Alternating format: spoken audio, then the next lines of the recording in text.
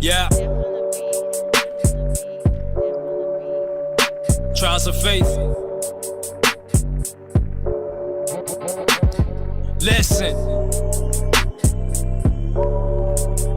Now there was a day when the sons of God came to present themselves before the Lord, and Satan came too. Oh yeah, he was among them. And the Most High asked, where you coming from? And he said, going fro in the earth, and from walking up and down in it. And the Lord said to Satan, have you considered my servant, that there is none like him in the earth, perfect, an upright man who feareth God. Satan said, do Job fear you for naught? Have you not made a hedge about him and his house, and everything he has? Man, you bless the works of his hands, his substance is line. Put forth your hands right now, and you curse it to the face. Just give me chance to devour. You know I roam around like a lion. You know I've been around for a minute. You know I got tricks, I'ma get them. You know that I'll accuse them. I'ma try them and prove them and cause them to stumble. Oh, they ignorant of my devices. They ain't ready for the wiles of the devil, no. They ain't ready for the wiles of the devil, no. They ain't ready for the wiles of the devil, no. Ready for the wiles of the devil. Don't let Satan get advantage over us. Gotta stand against the wiles of the devil. And the Lord said to Satan, look, everything that he has is in your power. The only boundary is don't touch him. And Satan left from the Lord's presence. Then they stole all his asses and oxen. All the Sabians fell upon them. With the sword they had slain Job's servants. And the fire of the Lord had consumed some. And the fire of the Lord burned the sheep. And only I alone escaped to tell thee. But that ain't the worst of it. Your camels also were stolen by Chaldeans, and more servants were killed with the sword. And as I was speaking, there came in another. He said, oh, I got something to tell you. I escaped, but your sons and your daughters were eating and drinking. And the wind came and it blew down the house, and it fell on them all. Now thy children are dead and gone. Job arose and he ran his mantle. He fell on the ground and he worshipped. And even through all of this, Job committed no sin nor charged God foolishly. Just give me chance to devour. You know I roam around like a lion. You know I've been around for a minute. You know I got tricks, I'ma get them. You know that I'll accuse them. I'ma try them and prove them and cause them to stumble. Oh, they ignorant of my devices. They ain't ready for the wiles of the devil, no. They ain't ready for the wiles of the devil, no. They ain't ready for the wiles of the devil, no. They ain't ready for the wiles of the devil. Don't let Satan get advantage over us. Gotta stand against the wiles of the devil. Death on the beat, death on the beat, death on the beat. Wiles of the devil. Death on the beat, death on the beat. Gotta stand against the wiles of the devil.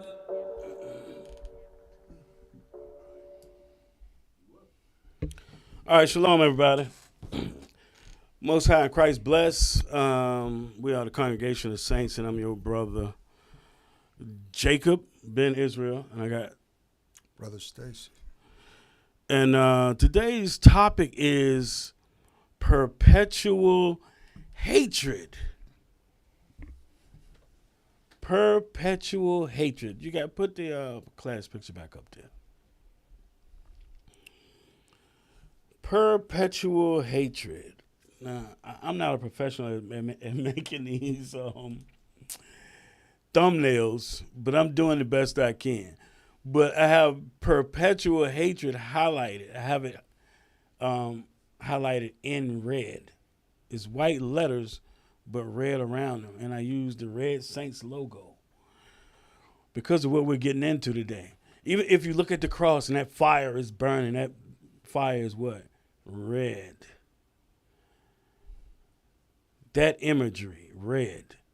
And look at the people. So look carefully at the people that's around that cross. What you can't see at the bottom of that cross and where these men are standing, there's a brother that's been burned to death. What we're highlighting today is what they did to us in the past and what they're still doing to us in this present day. And all of this is brought on because of the spirit that's in the air right now, because of what happened to Nolan Wells, what's happening with Carmelo Anthony, and what's the other brother name, y'all? The one that got killed by the store owner, the Chinese, the Oriental store owner that shot the young boy in the back. And he got away with it. Well, they found him not guilty, even though he shot the boy in the back, saying the boy had a gun. Even if he had a gun, you have chased him off of your property, and he's running away from you, and you shot him in his back. 14-year-old Cyrus Carmack Belton. So Cyrus Carmack Belton. And then the owner of his name is Chike Chow. Yeah, Mr. Chow. I guess he's Korean. I don't know. Anyway, the problem we have is, because a lot of people bring this up and go, y'all don't talk about black-owned, black crime. We do. We talk about everything going on in our community because we're trying to make our community better. We're trying to get these curses off of us. But we get real upset when people from other, as they say, communities, people of other races, when they come and do stuff to our people and then get away with it. That's the problem we have. They come and do something to our people and get away with it. Amongst ourselves, 80-something% of the crimes that happen in our community against us are by our own people. And it's the same with any demographic of people. Who's committing crimes against the Chinese and the Chinese communities? Other Chinese people. Just like the so-called white man. It's the same rate. 80-something% of their people commit crimes against their people. The stuff they be coming up with be crazy. We don't like it when someone comes into our neighborhoods or encroaches upon our people and kill our people and get away with it. That's what we don't like. But the common thing is there's one particular people who has a perpetual hatred against us. So let's start with, let's go to Genesis 25. Let's go back to the beginning. We'll try to just run through this real quick. We got a lot to get to today. Genesis 25:25.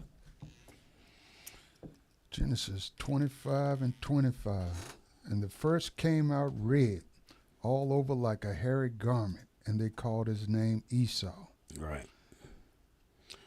So he's red and hairy, and they call his name Esau. Come on. And after that came his brother out, and his hand took hold on Esau's heel, and his name was called Jacob. And Isaac was 80 years old when she bare them. So here's Jacob and Esau. Esau comes out first, and Jacob comes out holding the heel of Esau. This is prophetic. I didn't mean to hit this. Genesis 3 real quick.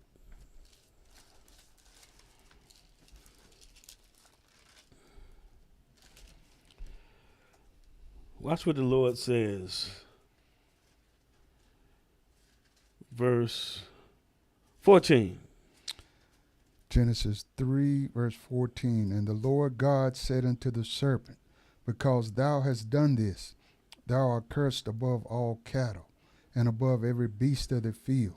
Upon thy belly shalt thou go, and dust shalt thou eat all the days of thy life. So the serpent, this is not talking about a snake now. Don't be mistaken, because I was arguing with a brother earlier about he thinks it's a literal snake. It's talking about a man. This is a lowly man. He deceived Eve. This man deceived Eve in the garden. Go ahead. Verse 15. And I will put enmity between thee and the woman, and between thy seed and her seed. It shall bruise thy head, and thou shalt bruise his heel. So he put hatred between the woman, between him and the woman, between the serpent and the woman. between thy seed and her seed. And he said, it shall bruise thy head, meaning the serpent shall bruise the head of the woman. That head is Christ. And thou shalt bruise his heel. So I came back here because it was signifying who these seeds are. When Jacob came out holding the heel of Esau, Esau is that daggone serpent. The serpent dwells within Esau, that spirit. You can drop this. Now, Genesis 27. Everybody know Esau sold his birthright to Jacob. Genesis 27 and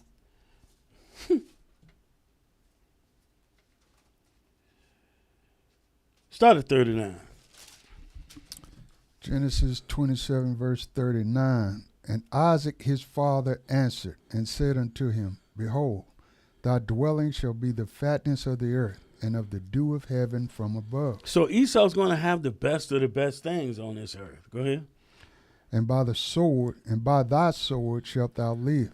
By the sword shall he live. Esau's going to live by the sword. All of this fatness of the earth and dwelling places he's going to get them by the sword. Come on. And shall serve thy brother. And it shall come to pass, when thou shalt have the dominion, that thou shalt break his yoke from off thy neck. And Esau hated Jacob, because of the blessing wherewith his father blessed him. And Esau said in his heart, The days of mourning for my father are at hand.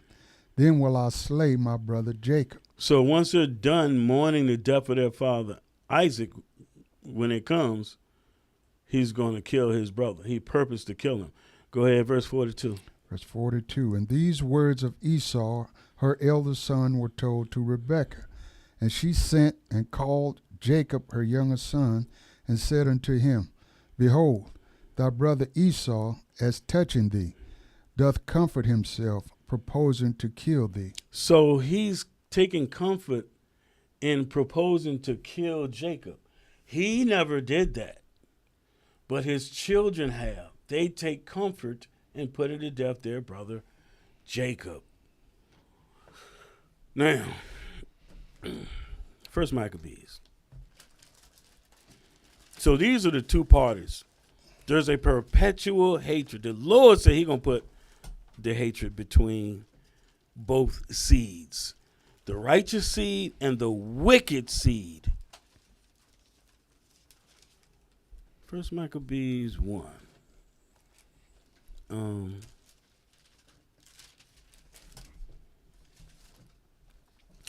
me get there. Give me a second. First Maccabees 1:41. Start at 41.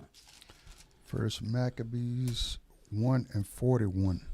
Moreover, King Antiochus wrote to his whole kingdom that all should be one people. So this is the same thing, and this is the ancient Greeks. The ancient Romans did the same thing, and your modern day West and the United States do the same thing, that all should be one people. But one people going to be on top. Go ahead. Verse 42. And everyone should leave his laws. So all the heathen agreed according to the commandment of the king. Mm-hmm. Yea, many also of the Israelites consented to his religion, and sacrificed unto idols, and profaned the Sabbath. Right, so you had coons back then, just like you got coons today. I don't know, for some reason, yesterday and today, everybody's riding Officer Tatum for being a coon. I ain't gonna lie. Go ahead and keep going. Verse 44. For the king had sent letters by messengers unto Jerusalem and the cities of Judah, that they should follow the strange laws of the land, and forbid burnt offerings and sacrifices and drink offerings in the temple, and that they should profane the Sabbaths and festival days, and pollute the sanctuary and holy people, set up altars and groves and chapels of idols, and sacrifice swine's flesh an unclean beast. The same thing be going on today. And you know what they call it, Christmas and Thanksgiving and all these other different names for it. It's the exact same thing, but nobody can see it through the Spirit. We can. Repenting Israelites can see it. Go ahead. Verse 48, that they should also leave their children uncircumcised and make their souls abominable with all manner of uncleanness and profanation, to the end they might forget the law and change all the ordinances. All of this is for that right there, that they might forget the law and change all of the ordinances. And this was happening in Jerusalem, at the temple now, no less. Go ahead. Verse 50, and whosoever would not do according to the commandment of the king, he said he should die. Right. Whoever wouldn't do according to the commandment of the king, he said he should die. The same thing happens during the Inquisition. And we're going to touch that today too. Jump down to 53. Oh, no. Jump down to 52. Verse 52, then many of the people were gathered unto them, to wit, every one that forsook the law, and so they committed evils in the land, and drove the Israelites into secret places, even wheresoever they could flee for succor. Yeah, that means comfort, yeah. Now the 15th day of the month, Caslu, in the 145th year, they set up the abomination of desolation upon the altar, and builded idol altars throughout the cities of Judah on every side. Jump to 56. Verse 56. And when they had rent in pieces the books of the law which they found, they burnt them with fire. So they took the copies of the commandments, the law and the prophets, and burnt them with fire. They rent them in pieces and burnt them with fire. Come on, man. That's crazy. They still do that now. They give you Bibles with Psalms in the New Testament. Yeah, REAs. So they give you these little Bibles that don't have the Old Testament in it at all. It just be Psalms in the New Testament. Go ahead. Verse 57. And whosoever was found with any the book of the testament, or if any committed to the law, the king's commandment was that they should be put him to death. Jump down to 60. Verse 60. At which time, according to the commandment, they put to death certain women, that they had caused their children to be circumcised. And they hanged the infants about their necks. Hold on a second. I got to say this. Because the covenant is, beginning with Abraham, the token of the covenant is we have to be circumcised in our flesh. The men have to have their flesh circumcised off. This is a commandment. And they're saying if they caught you and your son was circumcised, they was putting the women to death for doing that. Today is different. It's like a mental castration. Well, what they're doing is they're telling you, oh, if you're in Christ, you don't need circumcision, and don't know what the hell they're talking about. Christ was ready to do something to Moses for not having his son circumcised. No, cuz. Go ahead. Verse 61. And they hanged the infants about their necks, and rifled their houses, and slew them that had been circumcised. Damn. So they were hanging the babies. Hanging. Come on. Howbeit, many in Israel were fully resolved and confirmed in themselves not to eat any unclean thing. Wherefore the rather to die, that they might not be defiled with meat, and that they might not profane the holy covenant. So then they died. And there was a very great wrath upon Israel. Right. Put on them by who? The Greeks. These are Edomites. Burning the people, hanging the children, set our scriptures on fire, our holy covenant on fire. they have never done anything but been wicked. So these are Greeks doing this stuff, killing us, burning our things. Imagine having your newborn baby home. For being circumcised. And the mother. Yeah.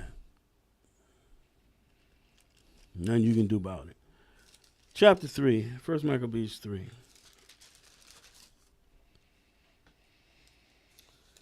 And we're going to start at verse 38.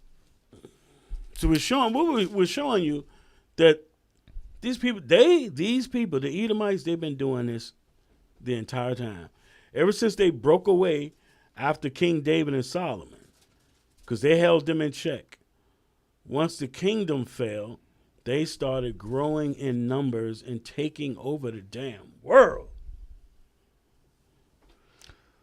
1 Maccabees chapter 3 and verse 38. Then Lysias chose Ptolemy, the son of Doramenes, Nicanor, and Gorgias, mighty men of the king's friends. And with them he sent 40,000 footmen and 7,000 horsemen to go into the land of Judah and to destroy it. More Edomites. Go ahead. As the king commanded. So when they went forth with all their power and came and pitched by Amasis in the plain country, and the merchants of the country, hearing the fame of them, took silver and gold very much with servants, and came into the camp to buy the children of Israel for slaves. Selling us as slaves. Go ahead. A power also of Syria and of the land of the Philistines joined themselves unto them. So the Syrians and the Philistines took part too. Look at them now.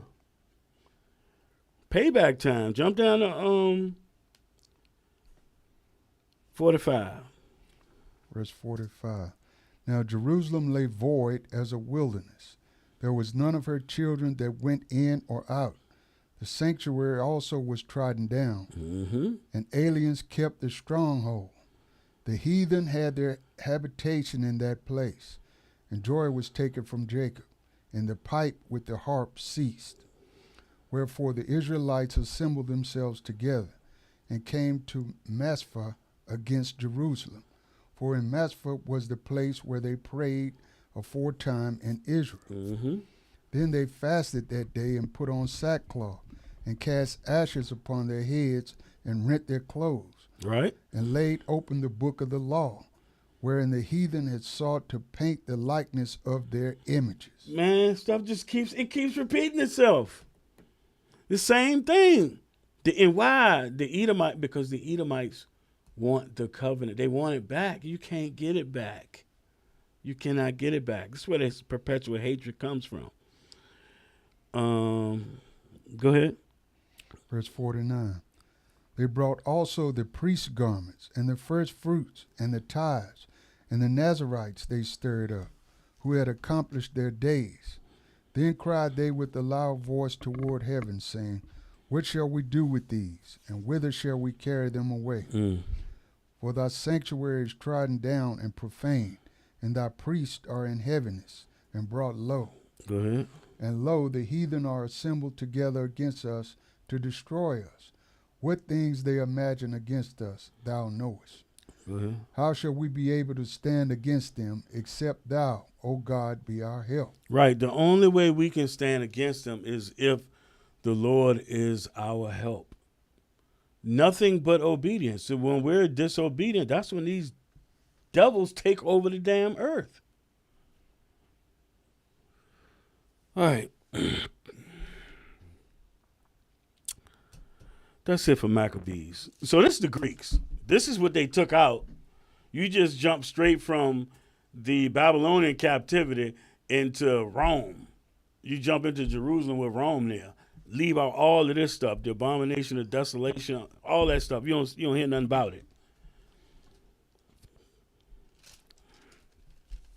Give me Luke. So now, who comes after the Greeks? Luke 1 and 5. Yes.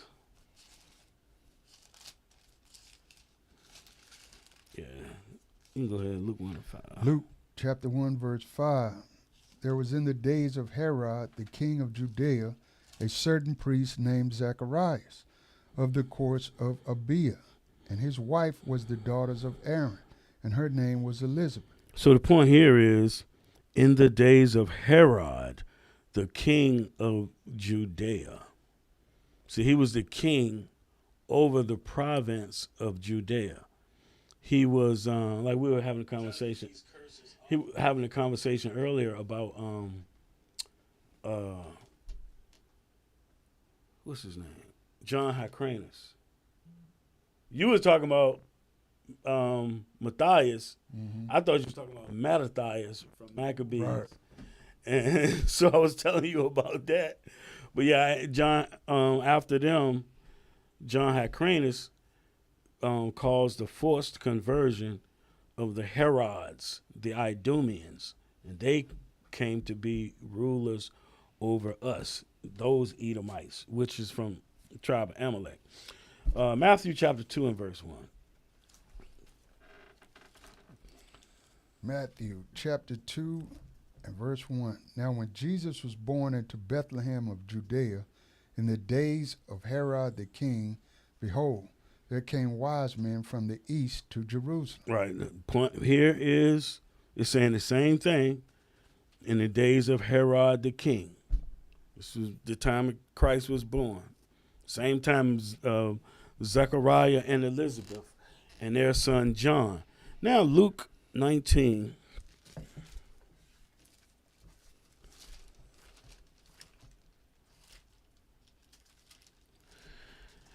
Luke chapter 19. Start at verse 38. So y'all know every year we go over the Gospels, and we get to Passover, and when Christ comes into Jerusalem for the last time, and he sends them to go get a coat and an ass, like the prophet in Zechariah 9, right? So you get in the Gospels, you get different pieces. This isn't in the other Gospels what we're about to read. Go ahead, verse 38. Luke chapter 19 and verse 38, saying, Blessed be the King that cometh in the name of the Lord, peace in heaven and glory in the highest. And some of the Pharisees from among the multitude said unto him, Master, rebuke thy disciples. And he answered and said unto them, I tell you that if these should hold their peace, the stones would immediately cry out. And when he was come near, he beheld the city and wept over it, saying, If thou hadst known, even thou, at least in this thy day, the things which belong unto thy peace. But now they are hid from thine eyes. Right. They don't understand. He telling them, you don't understand what's coming. You don't understand what's coming. You have these Christian apologists that try to tell us Deuteronomy 28 already been fulfilled. Those things that was prophesied in Deuteronomy 28 already been fulfilled. That ain't what Christ's saying. Christ saying all this stuff is about to happen. Go ahead. Verse 43. For the days shall come upon thee that thine enemies shall cast a trench about thee, and compass thee around, and keep thee in on every side. So it said that the day coming that your enemies shall cast a trench about thee. Who's that enemy? Hold on, Deuteronomy real quick. Deuteronomy 28.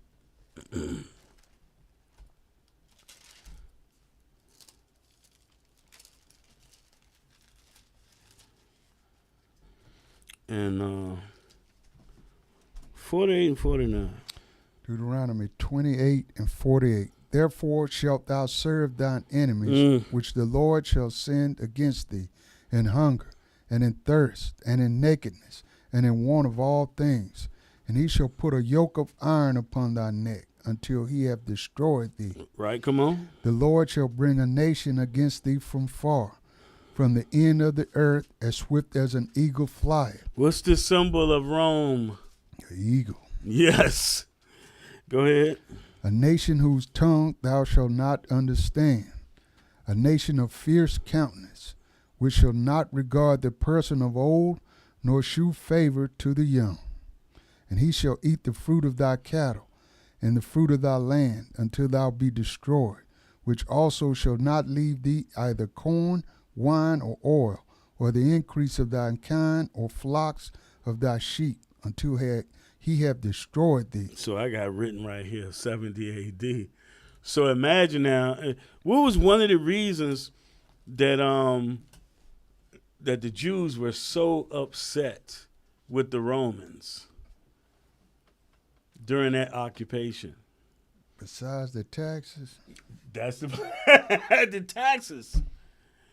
They occupying you and making you pay them taxes. Our people were farmers and stuff like that, man. This crazy. Back to Luke 19.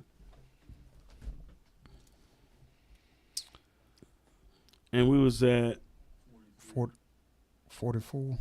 Yeah, 44.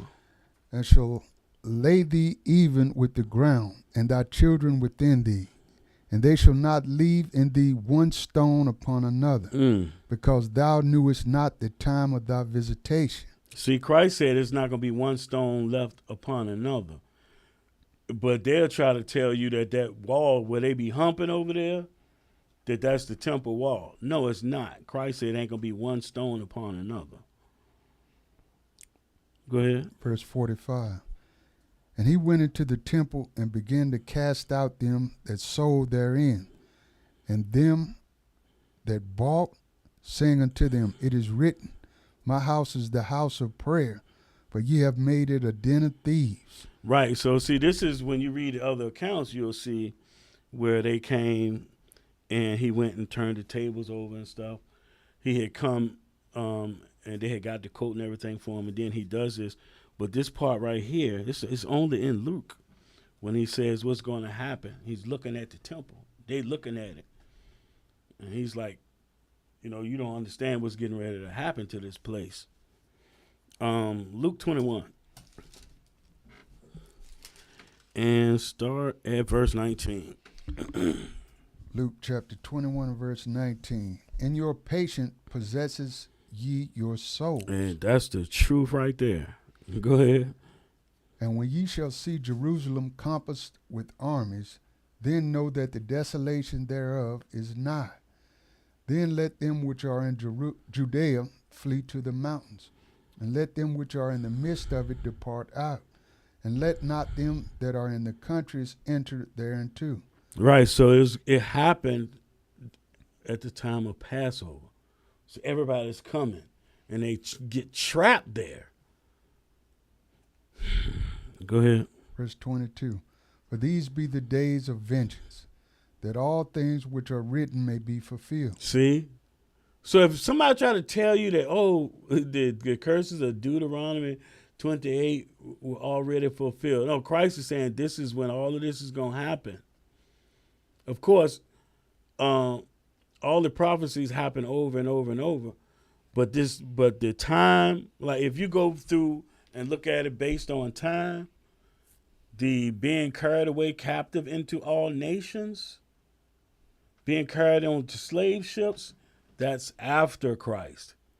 We were carried into different captivities, and our people were in those places during the time of Christ. The diaspora then. Yeah, the northern kingdom was gone in 721 BC.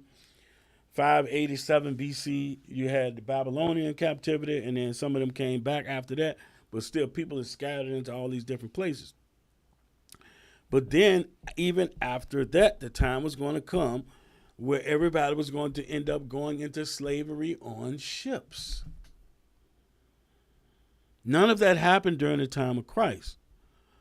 That's the last curse that you see before you don't hear about Israel anymore. You hear about these Jewish people. You don't hear about Israel, the nation of Israel. Ask them what their tribe is. And be prepared.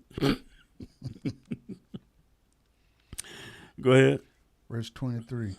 But woe unto them that are with child, and to them that give suck in those days. For there shall be great distress in the land, and wrath upon this people. So woe unto them that are with child, and to them that give suck in those days. Y'all know why I say that right there? Remember what happened in the siege? We had to flee. We had to flee. We wasn't able to get no food. They cut off all the resources. We was eating kids. Deuteronomy 28:55, I believe. Woe to them that give suck.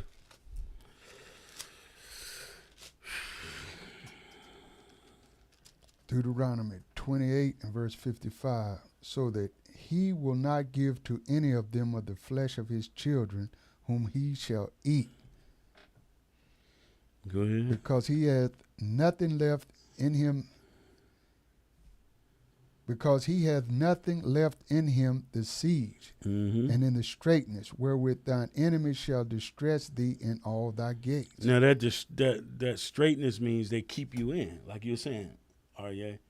They locked in. They can't get out. Go ahead. Verse 56, the tender and delicate woman among you, which would not adventure to set the sole of her foot upon the ground for delicateness and tenderness, her eye shall be evil toward the husband of her bosom, and toward her son, and toward her daughter, and toward her young one that cometh out from between her feet, and toward her children which she shall bear. For she shall eat them for want of all things, secretly in the siege and straitness, wherewith thine enemies shall distress thee in thy gates. Damn. Wow. Who did that? The Romans. Back to Luke 21. In verse 24. That's going to be the last verse. Then we're going to hit this scholarship, man. Luke 21 and 24. And they shall fall by the edge of the sword, and shall be led away captive into all nations. And Jerusalem shall be trodden down of the Gentiles, until the time of the Gentiles be fulfilled. You see, now, our apologetic friends, they always talking about Gentiles. They never come to this verse right here. Jerusalem going to be trodden down of the Gentiles. That definitely means the non-Israelites. They going to trodden it down. Now, give me time for some scholarship. History of the Jews.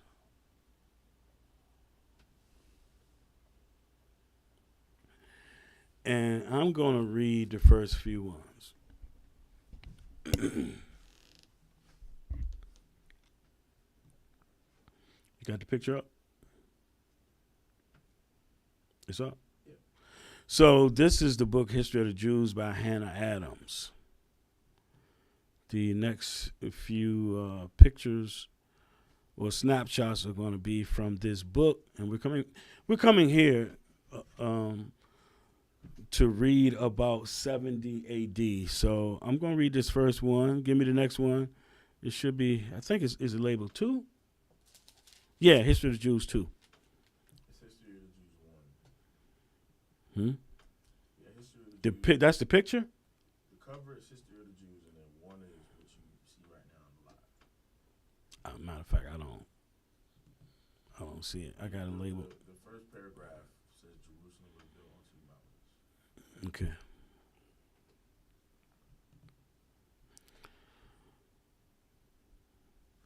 All right, so it says at the beginning, Jerusalem was built on 2 mountains and surrounded by 3 walls on every side, except where it was enclosed with deep valleys and where it deemed inaccessible. Each wall was fortified by high towers. The celebrated temple and the strong castle of Antonia were on the east side of the city. So that what y'all see them, the Jewish people over there rocking back and forth in front of and putting their little notes in the wall, that's Fort Antonia. That is not the temple. Christ said that there will be no stone standing upon another.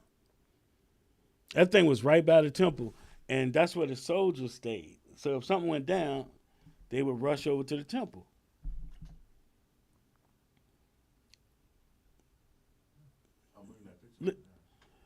It literally. Pull this picture down. I'm gonna show you. I'm gonna hit a scripture first. You can turn your mic back on because he don't have his on. Acts 21. Yeah, that joint was right by it.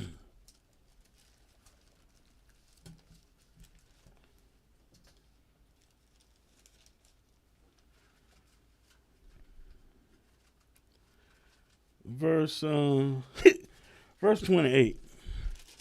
Acts 21:28. Acts chapter 21, verse 28. Crying out, men of Israel, help. This is the man that teacheth all men everywhere against the people and the law in this place, and further brought Greeks also into the temple, and hath polluted this holy place. So somebody that's raised up in the Greek customs would not be circumcised. You cannot come into the temple uncircumcised. Go ahead. Verse 29. For they had seen before with him in the city of Trophimus, an Ephesian, whom they supposed that Paul had brought into the temple. And all the city was moved, and the people ran together. And they took Paul and drew him out of the temple, and forthwith the doors were shut. And as they went about to kill him, tidings came unto the chief captain of the band that all Jerusalem was in an uproar. And so how did it get to him so quick? Because it's like it was saying in here, that it's right there on the west side. Where's it? The east side of the city. And directly opposite of the Mount of Olives. This is right there by the temple. Go ahead. Verse 32. Who immediately took soldiers and centurions and ran down unto them. And when they saw the chief captain and the soldiers, they left beating of Paul. Right, you can drop that. Put the picture back up. Now I'm going to jump down to the highlighted part where it starts with at a time. It's yellow and green. At a time when a formidable army was rapidly advancing and the Jews were assembling from all parts to keep the Passover. The contending factions were continually inventing new methods of mutual destruction, and in their ungoverned fury, they wasted. Now, I'm not looking at the live stream. You know, I got my own. Matter of fact, let me just go to it. Let me go to it. Make sure my volume is all the way down.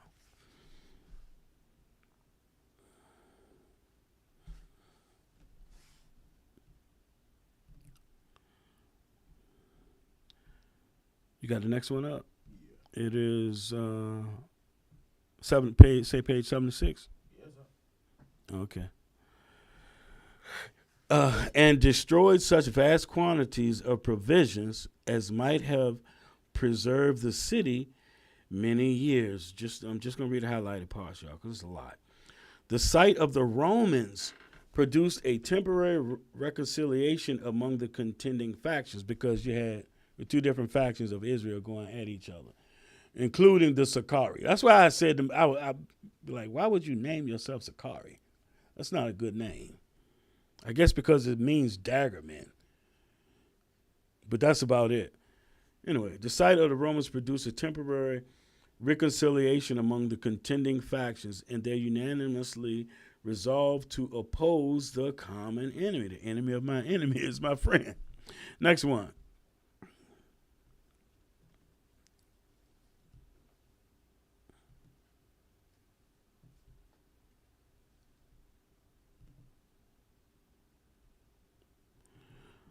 So, does it say Psalm 137 on the side? That's the one after this.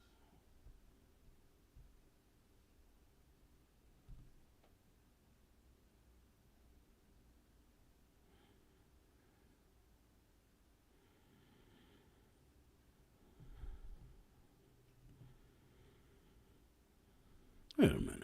What's the number of that? The one that's up now is 3. The one with Psalm 137 is 4.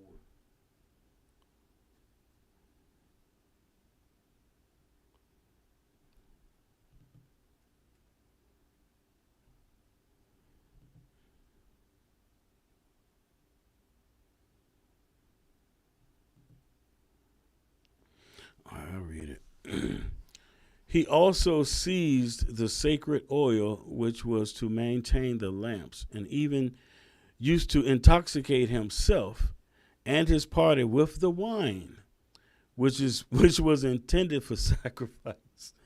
They should have learned from the Babylonians about that right there. On the 17th of July, the daily sacrifice ceased for the first time since its restoration by the brave Judas Maccabeus, there being no proper person left to make the offering. Titus upbraided the zealots for their neglecting their worship and challenged them to leave the temple and fight on more proper ground in order to preserve that sacred edifice.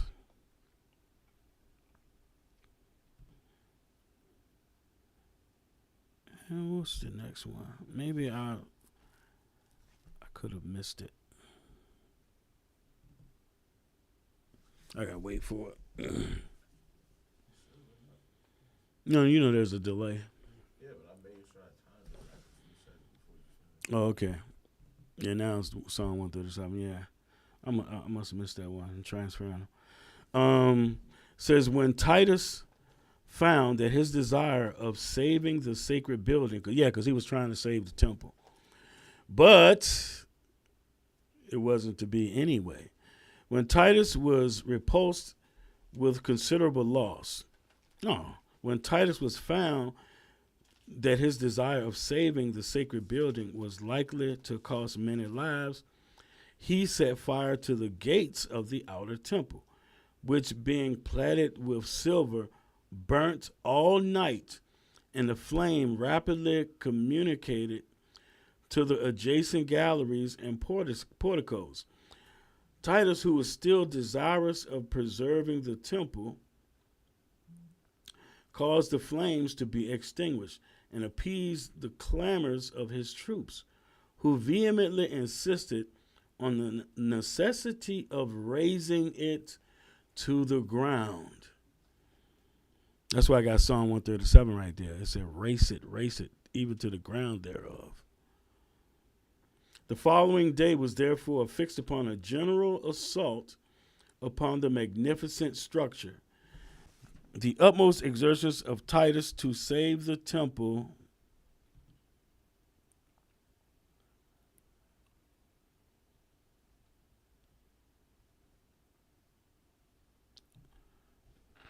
is up. The utmost exertions of Titus to save the temple were, however, ineffectual. Our Savior, oh my God, he's our Savior, not y'all's. Our Savior had foretold us its total destruction, and his awful prediction was about to be accomplished. And now, says Josephus, the fatal day approaching in the revolution of ages, the 10th of August, emphatically called the day of vengeance. Goodness, get that from Christ, yeah. In which the first temple had been destroyed by the king of Babylon. Hold on. Drop this for the moment. We're going to come right back to it. Destroyed by the king of Babylon. Let me show y'all something.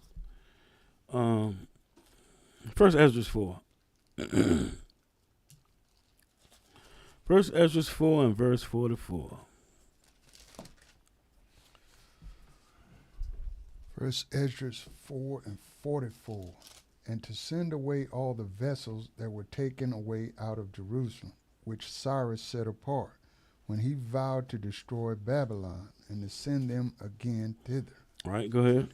Thou also hast vowed to build up the temple, which the Edomites burned, when Judea was made desolate by the Chaldees. So the Chaldees, those are Babylonians. When the Babylonians destroyed the temple the first time, the Edomites set it on fire then. They set it on fire. And guess what? Read verse 50. Guess what else they did? Verse 50. And that all the country which they hold should be free without tribute, and that the Edomites should give over the villages of the Jews which then they held. Right. So when we out the land, they always trying to get it. It want that birthright bad, bro. Obadiah. So the Edomites burnt the temple when the Babylonians came. Obadiah. Where we at here? If I get to it first, I'll tell you the page. You found it? Yeah. I gotta find out what verse. Give me verse. Start at 10.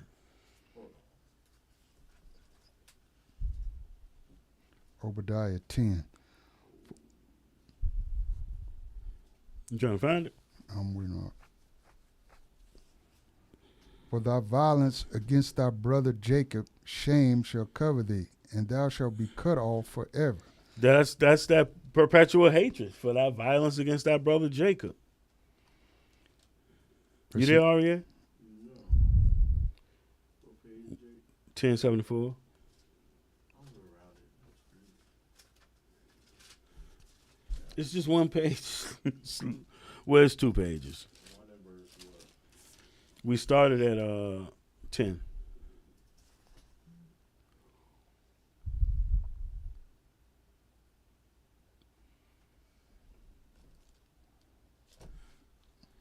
Obadiah, verse 11. In the day that thou stoodest on the other side, in the day that the strangers carried away captive his forces, and foreigners entered into his gates, and cast lots upon Jerusalem, even thou wast as one of them. But thou shouldest not have looked on the day of thy brother in the day that he became a stranger. Neither shouldest thou have rejoiced over the children of Judah in the day of their destruction. Neither shouldest thou have spoken proudly in the day of distress. So this is concerning Edom. So look at all the stuff that they did when the Babylonians came and carried us away captive, carried away Judah captive. And they set the temple on fire. Perpetual hatred, man. Perpetual. Now pull that picture back up. Pull the scholarship back up.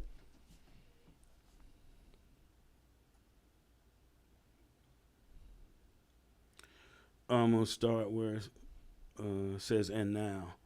And now says Josie. Oh, it's not?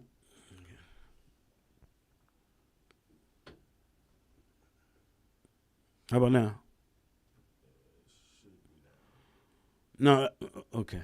And now says Josephus, the fatal day approaching in the revolution of ages, the 10th of August, emphatically called the day of vengeance, in which the first temple had been destroyed by the king of Babylon. When Titus was reposing himself in his pavilion, a Roman soldier, without receiving any command, seized some of the blazing materials, and with the assistance of another soldier, who raised him from the ground, threw them through a window into one of the apartments that surrounded the sanctuary. The whole north side up to the 3rd story was immediately enveloped in flames. The Jews, who now began to suppose heaven had for... Just let me know when you click it, because I'm doing it off my computer. Had forsaken them, rushed in with violent lamentations, and spared no effort, not even life itself, to preserve the sacred edifice on which they had rested their security, our temple, in the holiest of holies, where our laws in the covenant between God and Israel.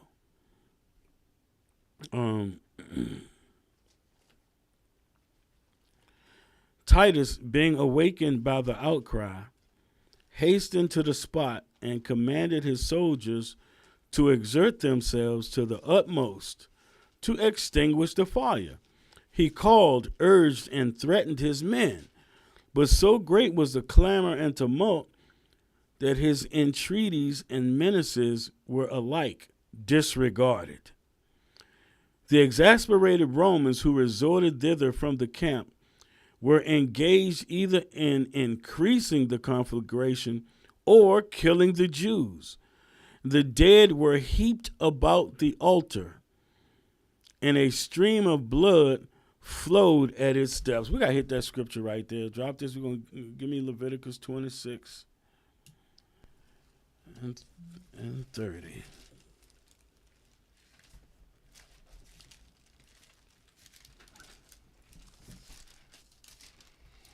Leviticus chapter 26 and verse 30. And I will destroy your high places and cut down your images and cast your carcasses upon the carcasses of your idols, and my soul shall abhor you. Go ahead. And I will make your cities waste and bring your sanctuaries unto desolation. I will not smell the savor of your sweet odors, and I will bring the land into desolation, and your enemies which dwell therein shall be astonished at it. And I will scatter you among the heathen, and will draw out a sword after you, and your land shall be desolate, and your cities waste. Right, that's good enough. All this stuff, all these prophecies came true. And then you have people that doubt the validity of the scriptures. All right, back to the scholarship.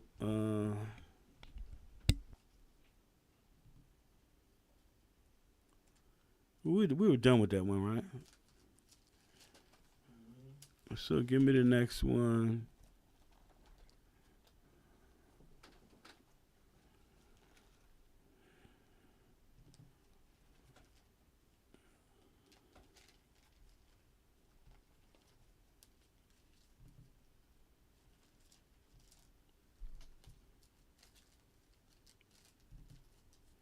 What does it say? Deliverance at the top? Okay. Let me find a starting point. I'll just start with where it says had fled. Had fled to a gallery, yet standing without the temple. Perished at once by the relentless barbarity of the soldiers who set it on fire, and suffered none, meaning allowed none to escape. The conquerors carried their fury to such an height as to massacre all they met, without distinction of age, sex, or quality. You see that? I got Deuteronomy 28 and 50 right there. Y'all know what that say? They should not have mercy. Let's go. Let's read it. Leave the picture up. Let it stay there this time. 28 and 50.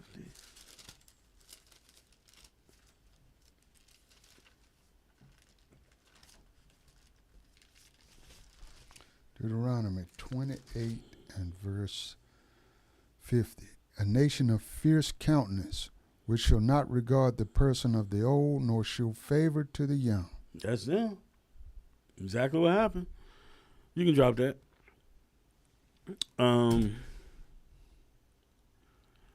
They also burnt all the treasure houses containing vast quantities of money, plate, and the richest furniture. In a word, they continued to mark their progress with fire and sword, till they had destroyed all except 2 of the temple gates, and that part of the court which was destined for women. In the meantime, many of the zealots and we got to go to the next one.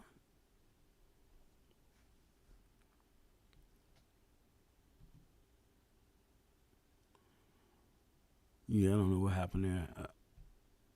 I went down on the next one. I guess I meant to stop. It says the number. Okay. The number who were taken captive, during the fatal contest with the Romans amounted to 97,000. 97,000 taken captive. Many of whom were sent into Syria and other provinces to be exposed on the public theaters to fight like gladiators, or to be devoured by wild beasts. Bad Girls Club.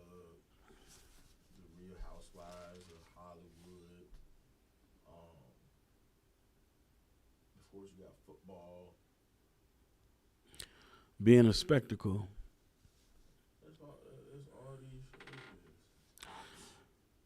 The number of those destroyed during the war, which lasted 7 years, is computed to have been 1,462,000. Goodness.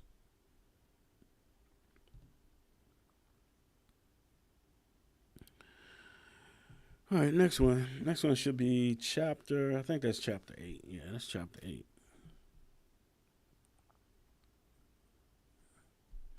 So now we're switching from 70 AD to the Jews in Spain.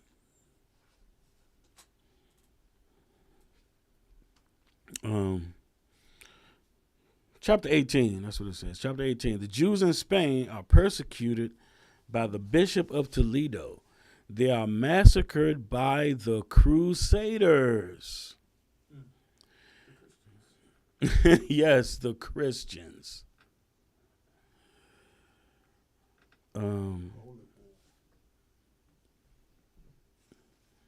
Raymond de Poniforte attempts to convert them. They are favored by Alfonso X and James I, King of Aragon. They are deluded by an impostor who predicted the appearance of the Messiah. Eruption of the shepherds. The pestilence spreads from their army. The Jews are accused of poisoning rivers. So this is like what this entire chapter is about. But what we're getting into is we're leading up to the Inquisition. Next one up. Page 266. Many of the Jews sought a nearer asylum in Portugal because they had been kicked out of Spain. John II, the sovereign of that kingdom, had formerly sent some of his nation to make discoveries on the coast of the Red Sea, and they brought him exact and faithful accounts. I'm going to jump down to the lower part that's highlighted in yellow. On this part, he engaged, when the time fixed for the departure arrived, to furnish vessels to transport them to any place where they chose to retire. The king was desirous of fulfilling his engagement. And so what this is going into is, during the Spanish Inquisition, you were you had to leave Spain at a certain time, by a certain time. And a lot of our people were going to, Portugal. There was a lot of stuff going on.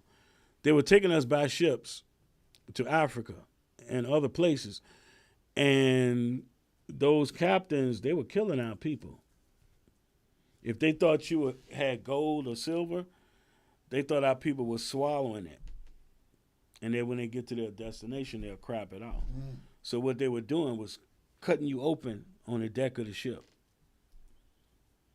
and searching your gut for silver and gold. Esau.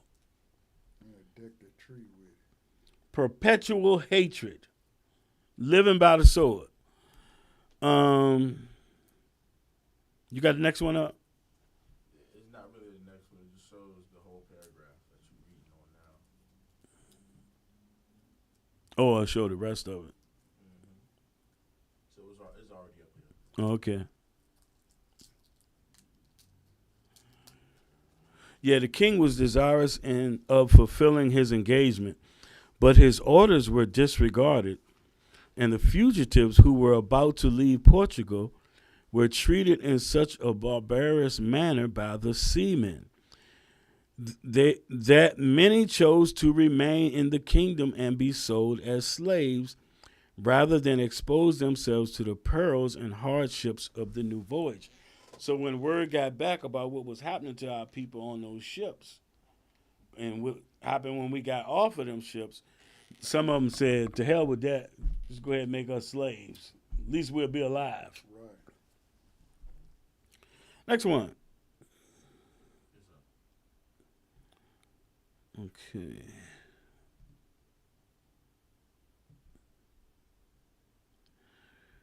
His dominions. He issued an edict which expelled them from Portugal and fixed a day on which those who remained should be deprived of their liberty. When the appointed time had arrived, the king was greatly affected with the idea of expelling such multitudes of people and resolved at least to effect the conversion of their children. So this is where I'll just keep reading. He had engaged that. Oh no. Yeah. Hold on. I'm switching it over now so it can show the rest of the paragraph. So instead of this little small part. Let me check myself. So this is the last one. Yeah.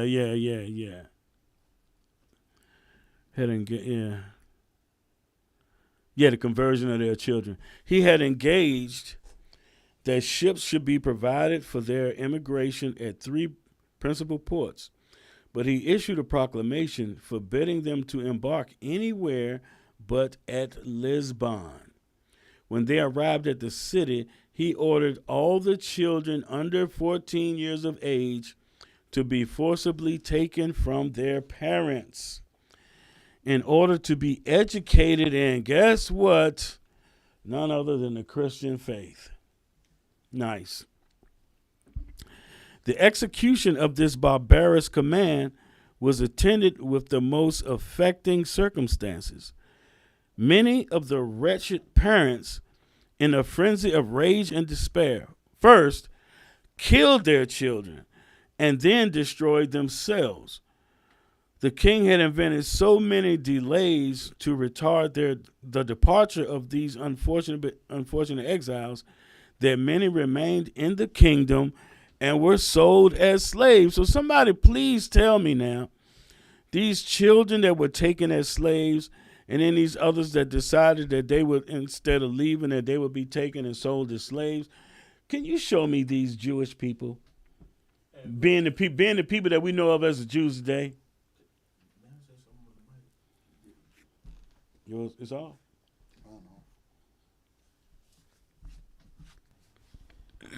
And look at how in this book they describe the parents that would have rather killed themselves than to endure slavery and learn Christianity. It calls them wretched. Many of the wretched parents, in a frenzy of rage and despair, first killed their children, then destroyed themselves. They're making them people seem like the bad guy because they didn't want to conform to Christianity. Crazy work. But no, when you look at the word despair, look it up. Yeah, look up the word despair. I want you to see this. 'Cause they would rather do anything than to let their kids be raised up.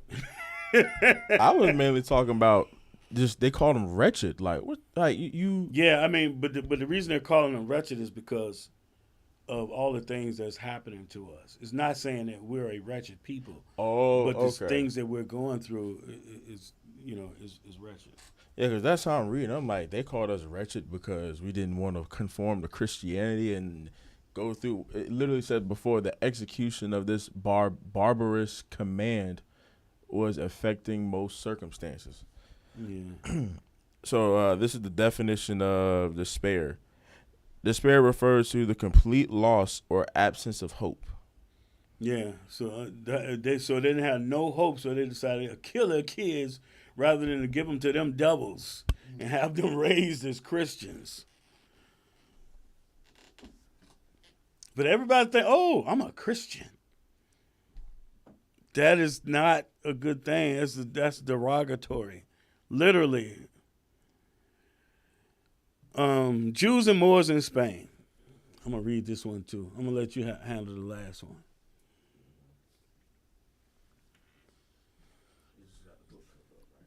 Yep. The Jews and Moors of Spain. You probably can't see it, but it's by Joseph Kraskoff. All of these books is by Jewish people. Oh, my goodness. You got it up? The Inquisition. As soon as you put it up, we're live together. So I don't have to wait. I got it. I got them over here. The Inquisition. Basically, y'all, what we read with the Greeks, What they did to us, Inquisition. It's the same thing. These people keep doing the same stuff over and over and over. All right, the Inquisition.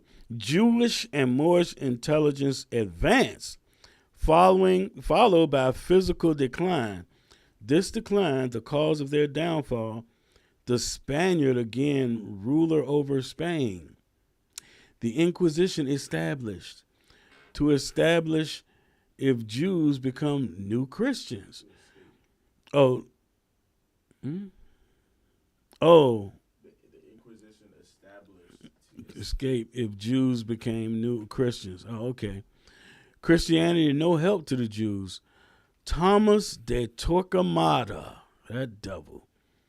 The tortures of the Inquisition, a public burning. Next one. It was just that little piece at the bottom. Its name is the Inquisition. It was born in the early part of the 13th century. Fanaticism was its mother. Its father, let me know when you get that up.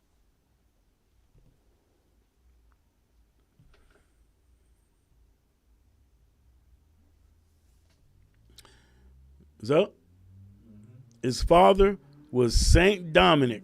Who's Saint Dominic? There's an island named after this devil. Dominican Republic. Yeah. Dominican order. The Dominican Republic is named after this, which it comes from. Saint Dominic comes from Saint Dominic comes the Dominican order. Saint Dominic, who also was the father of the Dominican order. And so the Inquisition and the Dominican friars were natural brothers, and par noble fratrum, a noble pair of brothers they were. I'm going to drop down to the other highlighted part. Hell existed wherever the Inquisition lived, and devils there were too, and their names were Dominican monks.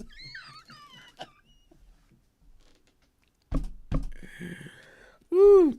This ferocious beast child came into this world with a mission to detect, punish, and suppress heresy, free thought, and every religious belief that of the Church of St. Peter.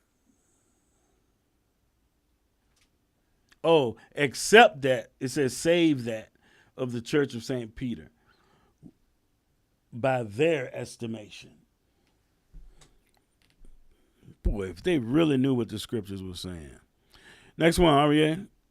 Oh, it's already okay. Is it number 5? Yes. Okay, I made a mistake on the other part. Okay, so we back on par. I guess I gotta start where it says they preferred. They preferred to do their own taking care of and their own praying for their soul. This was their crime. Their superior skill in industry and the superior riches which these qualities secured and their high standing in the community aroused the priesthood's envy and covetousness. Thus the charge arose that the converts had relapsed into their old faith. Oh, so what happens if you relapse into your old faith? Highlighted part at the bottom. This scandalous spectacle of apostates returning to wallow in the ancient mire of Judaism. Let me explain that a little bit. So what they're calling Judaism here is what you hear Christian apologists say, Judaizing. All that means is keeping the damn commandments. They call it mire. Yeah. Keeping the commandments. Because this is Esau. They're against keeping the commandments.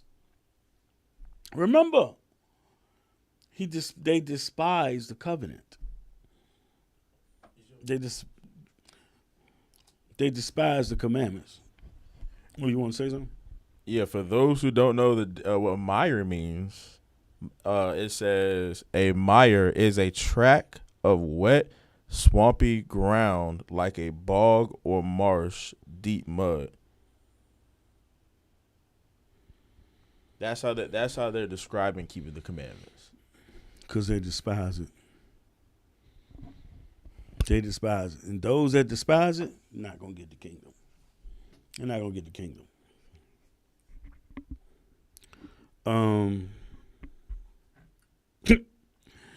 This scandalous spectacle of apostates returning to wallow in the ancient mire of Judaism was the pretext by means of which the Dominicans sounded the alarm, and the Inquisition came to cure them of their backsliding.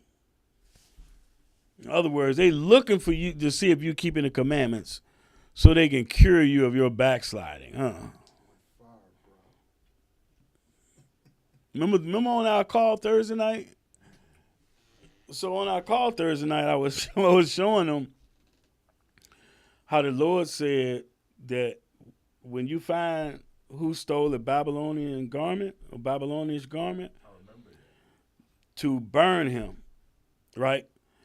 But when they found him, they took him and had him stoned to death first, then burn the body. Not these bastard devils right here. They're going to do it while you're alive. I mean, we watched it play out in Gaza. Seen the dude in the tent. You can see his arm up.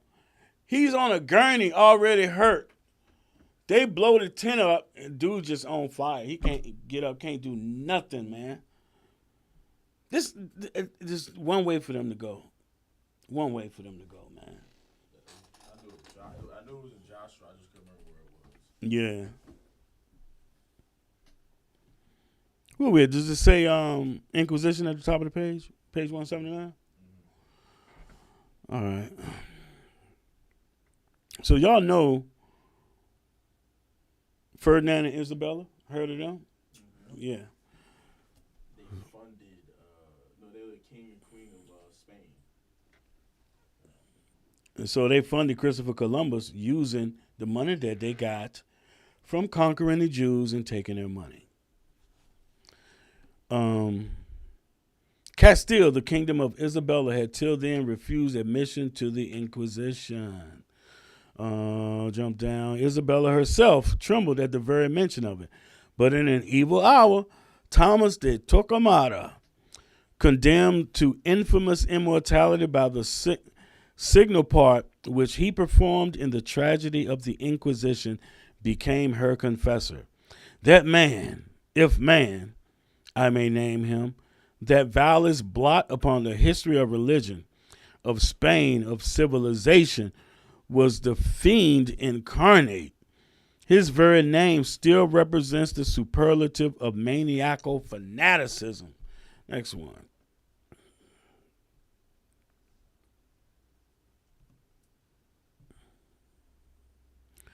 Only the highlighted parts on this one, y'all. He influenced her husband, the crafty and greedy Ferdinand of Aragon, to advocate his cause. The husband prevailed. And these Ferdinand and Isabella, they are Hispano-Romans. All of these are just Romans coming back. On the second day of January 1481, the Inquisition commenced operation in the city of Seville, with Thomas de Torquemada as Inquisitor General of Castile of Aragon. A few years later, it found its way into every prominent town of Spain and confined itself everywhere, almost wholly to the Jews.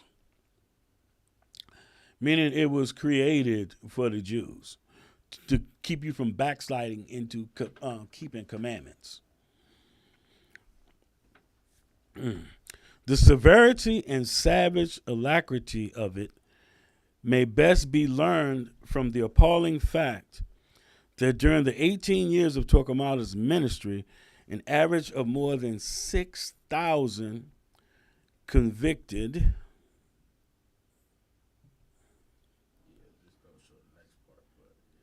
convicted. Persons suffered annually from this cruel tribunal. We on the same one?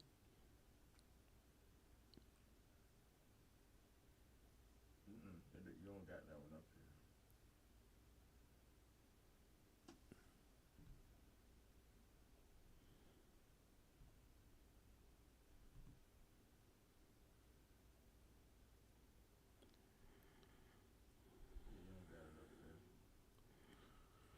Whatever you read, you don't got it. I don't see tribunal anywhere. Oh wait, never mind. You got it. A person suffered annually from this cruel tribunal burning. Yeah. Okay. Yeah. It was just you started reading a little further out instead of. Okay. Persons suffered annually from this cruel tribunal by burning or by condemnation to lifelong slavery, or by endless torture, making an average of nearly 17 a day, and the entire number punished during its existence in Spain from 1481 to 1808 amounted to 340,000 persons. And these same people, man, be looking at our people saying that we the worst and something needs to be done about our people. Are you kidding me? Yeah, everybody else is a savage. All this to protect the interests of religion. All this for offenses so trivial that our blood boils with indignation at the very thought of the heinous cruelty. Yeah, like, oh, well, it's going to get into some of the things that they were putting you to death and burning you for. It was sufficient to burn a convert as a relapsed heretic upon the mere accusation of crimes such as these, that he wore better clothes or cleaner linen on the Jewish Sabbath than on other days of the week, that he had no fire in his house on the Jewish Sabbath, that he ate the meat of animals slaughtered by Jews, that he abstained from eating pork, that he gave his child a Hebrew name. Yeah, that's crazy work, burning you because of this. And yet he was prohibited by law under severe penalties from giving a Christian name. Oh, damn, and so he couldn't be give his kids a Christian name either. What the hell?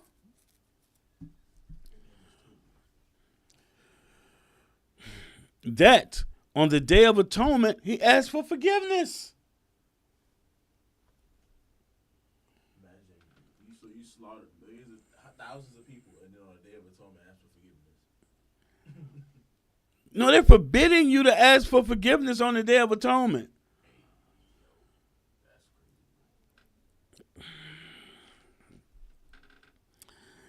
That he had laid his hands in blessing upon his child's head. You know what that go to?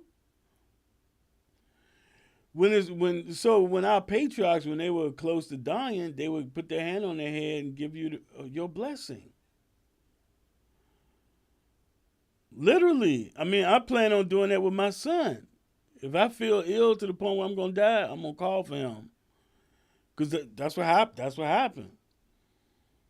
Everybody gets their blessing when it's time for daddy to go. You get your blessing. That's something I gotta show y'all too about multiple wives. You give them that blessing before you die. I'll show y'all later.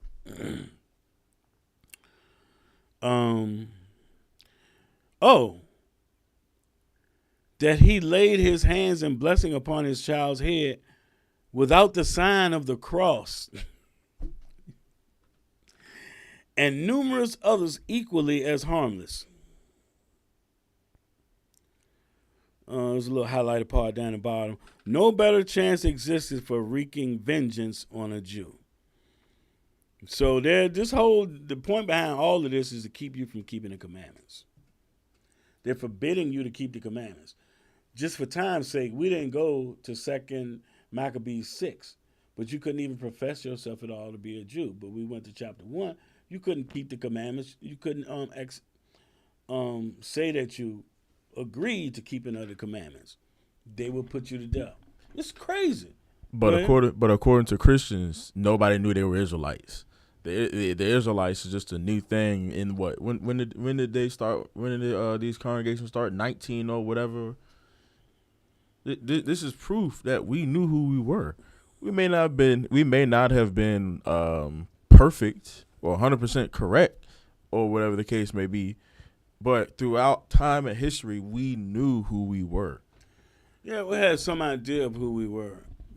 Now, at some point, I'm gonna get into it. I got this new book about the slave songs. If you read the slave songs, we knew we was Israel. It's just like it's kind of like we couldn't say it.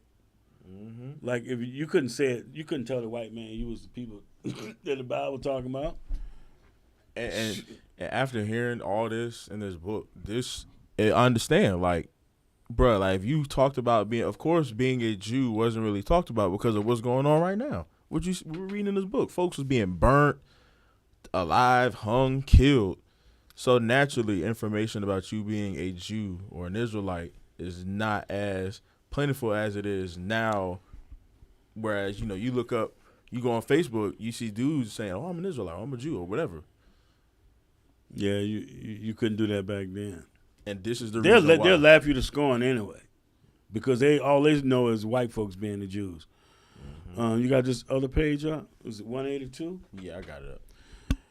I shall spare you a recital of the tortures of the sufferings endured in the deepest vaults of the Inquisition, where the cries of the victims could fall on no ear save that of the tormentors. It is difficult to realize that these iron-hearted and iron-handed henchmen who thus eagerly, passionately, with a thirst for blood that knew no mercy, with zeal that never tired, devoted their whole life to cruelties such as we encounter here, could have been human beings, much less ministers of Christ. Same people today claiming to be Christians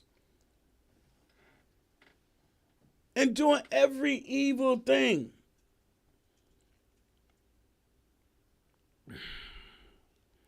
I shall spare you and spare myself a recital of these sufferings. I shall not speak of the tortures by rack and rope and fire and water, how the victims' joints were dislocated, how every bone in their body was broken, how the body was roasted over a slow fire. I cannot speak of these tortures. All you got to do is you can just go look up the Dark Ages and the torture. They did all kinds of stuff. Man, what's that movie with the kids and Gru? Despicable Me. Remember that little girl went into that thing and it had the iron all inside of it that would poke you? It's called an Iron Maiden. Look it up real quick. It's one of the things they use for torture during the Inquisition. When you close it, it stabs you and you bled to death slowly. Yes, Iron Maiden. I've seen that. There's a lot of records.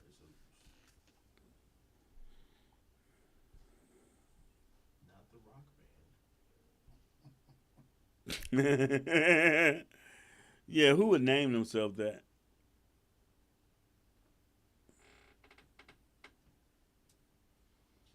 The Iron Maiden is a mythical torture device believed to have been first created in the 19th century.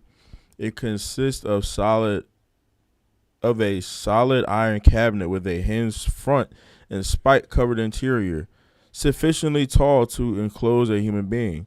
While often popularly thought to have been used in the medieval period, there is no mention of the Iron Maiden from the 19th century. That's it? Yeah. Yeah, whatever. They got books on that stuff. They had all kinds of stuff. They had a wheel that they would tie you to it and roll that joint. And that would break every bone in your body.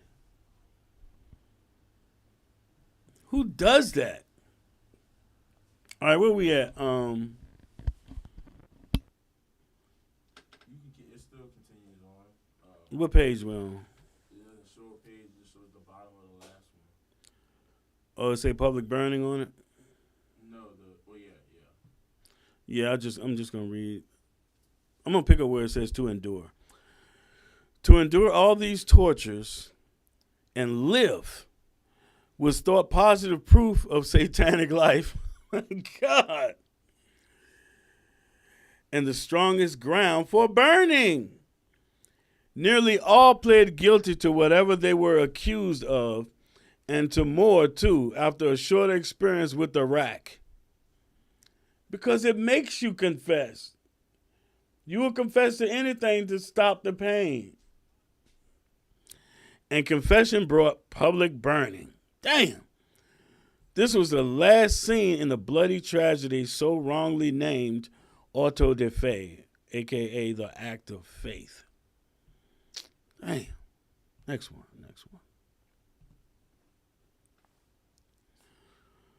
The dispersion of the Jews. Let me know when it's up. All right, chapter 7, dispersion of the Jews. Exiles deported on ships. Heartrending scenes on board a ship set ashore on deserted islands to starve. Starving Jews given the choice between death and Christianity.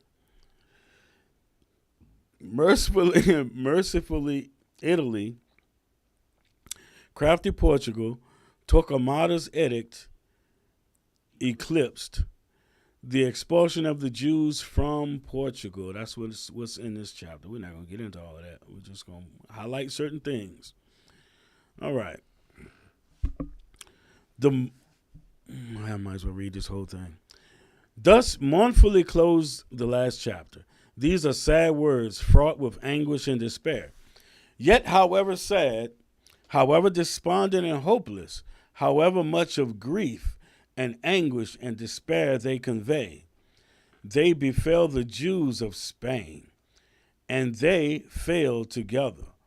When they are asked to describe the sufferings and miseries which met the unfortunate exiles everywhere in their fruitless search for a quiet spot where they might live or die in peace, ships stood ready in the harbors to carry nearly all of the banished 300,000 Jews whithersoever it suited the captains best.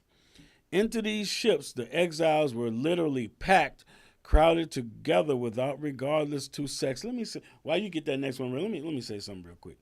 This was the foreshadowing of the transatlantic slave trade and the sub-Saharan and the eastern slave trade. This was getting us ready. And this is what? This is the 1300s. Well, no, this is 13 and 1400s. So it's leading up to Christopher Columbus. Oh yeah, then I didn't touch this book at all, though. I don't believe Christopher Columbus and the Jews in Spain and Portugal. I haven't been in that book in a minute. Got so many of them. What's this next one? Dispersion of the Jews at the top. Dispersion of the Jews. Of age, often mother torn from child, husband from wife, brother from sister, friends from friends, and separated on the coast, meant separation forever. Words and the heart fail me to speak of the heartrending cries of a parent for a child. Stacey, give me Deuteronomy 28. Words and the heart fail me to speak of the heartrending cries of parent for child and child for parent, of husband for wife and wife for husband, or for the wailing and lamenting, as Spain, the land of their birth, the home of their comfort and luxury and blessings, slowly faded out of the sight and finally disappeared beneath the horizon. And now begins a chapter in the history of Israel's suffering so frightful, so revolting, that the pen and tongue recoil from dwelling upon its detail. I think I want 37 and 42.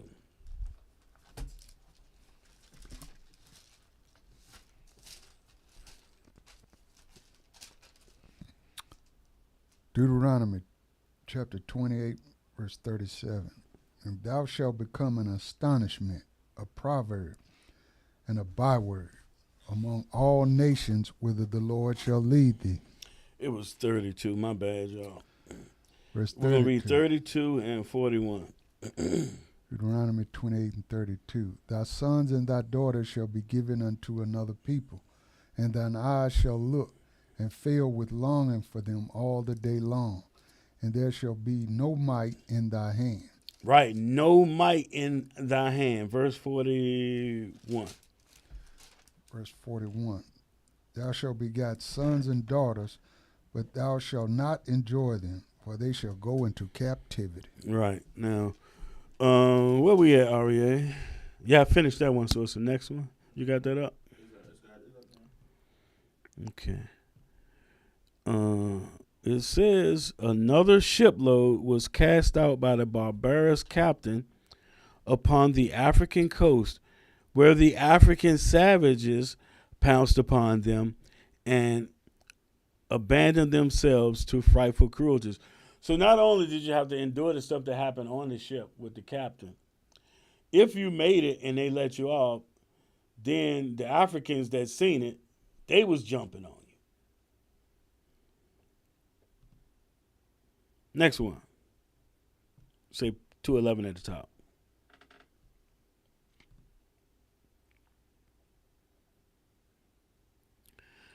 The men and youths they sold into slavery. The defenseless women were brutally ravished. The children at their mother's breasts, the aged and the sick and the infirm were mutilated and tortured and murdered by the thousands. I just imagine an idiot saying that God loves everybody and he's sending Christ for everybody. But you have done this to the apple of his eye. You've done this to his people. When you read, you can go and comb through the scriptures. What did God ever punish the other nations for? We were in Spain getting tortured, and then we got taken from Spain and taken to Africa. We were tortured. And while we were in Africa, if we weren't being tortured by the Christians, we were being tortured by the Islamists. But how can you think that, because all nations have partaken in destroying us and doing all of these unthinkable things to us, you don't think that there's a payback for that? When you search through the scriptures, think about it now. What has the Lord ever punished the other nations for? Did he punish them for making idols? Did he punish them for committing adultery? What did he ever punish them for? He always punished them for what they did to us. For what they did to us. When you read, real quick, Revelation 18.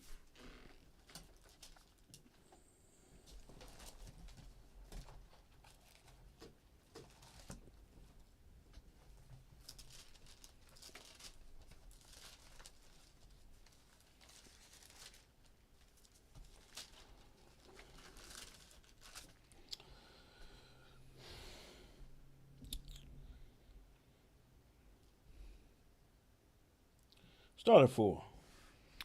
Revelations chapter 18 and verse 4. And I heard another voice from heaven saying, Come out of her, my people, that ye may be not partakers of her sins, and that ye receive not of her plagues. Mm-hmm.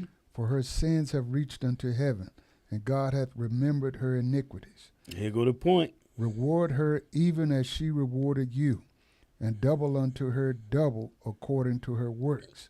And the cup which she hath filled, fill to her double. See, the things that they have done to us, has to be done to them, because they have touched the apple of the Lord's eye. Read the next verse. Verse 7. How much she hath glorified herself and lived deliciously. How does she live deliciously? Off of our labor. Off of our labor. Go ahead. So much torment and sorrow give her. For she said in her heart, I sit a queen, and am no widow, and shall see no sorrow. Yep. So they got to be paid back for all the stuff that they've done so much stuff. I remember asking myself when I first came in, like, why does the Lord say that they have to be cut off, every single one, by slaughter? They have to be killed by the sword. Why would he say that? But if you don't see all this stuff that they have done, because what you do has to be done to you. But he could let them die off and don't bring them back. But he said cut them off by slaughter. I mean, they have to be taken out in a violent way. Like, damn. All right, you can drop that. Let's see. Murdered by 1,000. Oh, okay. Page 213 already? Okay. Nearly 150,000 souls made their way by land to Portugal, whose King John II dispensed with his scruples of conscience so far as to allow his greed to triumph over his creed. He granted them a passage through his dominion on their way to Africa, and the permission of an 8-month stay in his realm, in consideration of a tax of $8 a head, which immense sum he levied from the native Portuguese Jews. These Portuguese Jews is also called the Black Jews. The Black Jews of Portugal. Or the Black Portuguese. That's what it's saying. The Black Portuguese. Yeah, when have you ever heard of white people going to Africa and being tortured? Never heard of it. Ferdinand and Isabella threatened, and Torquemada incited the Portuguese clergy, but John II had over $1 million to quicken his conscience. He wanted that money. It's on the next one, but it's just a continuation of the last page, so you can keep reading. And expecting it, and to wage war if necessary, and expecting it, he instantly put such of the Jewish exiles who were manufacturers of arms and miners to work. But his clemency was of short duration. It soon gave way to the most frightful era of the exile sufferings. When the news reached the homeless exiles of the atrocious crimes inflicted upon their brethren on their way to the African coast by inhumane captains and heartless crews, seeing nothing but cruel death before them, whether going or whether remaining, they preferred to meeting death in Portugal, to exposing themselves to the inhumanity of beastly lusts and tortures of barbarous pirate sailors and African savages. It's just like no matter where we go, like Christ said, these be the days of vengeance.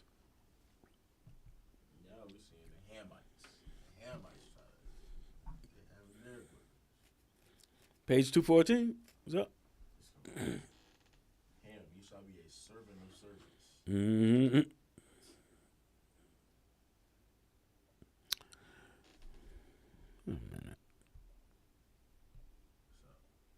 Okay.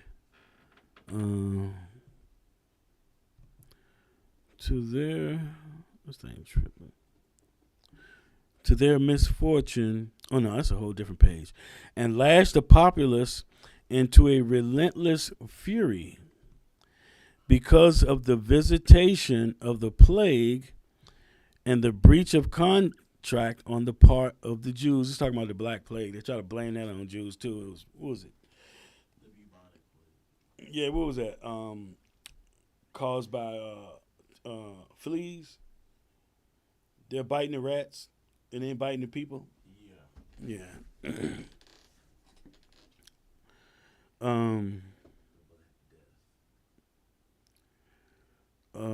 He issued an edict which threw even that of Torquemada into the shade. All Jewish children below 14 years of age were torn from their parents' arms, dragged into the church, baptized. Those under 3 years of age were given to Christians to receive a Christian education, or in other words, to be raised as slaves. That's sons and not daughters. It sounds like Southern black Christians. Hmm. They used to force us to go to church up until a certain age. Those between 3 and 10 years of age were put on board a ship, oh my goodness, and conveyed to the newly discovered unwholesome island of St. Thomas, called Islas Perdidas, the Isle of Perdition. Yeah.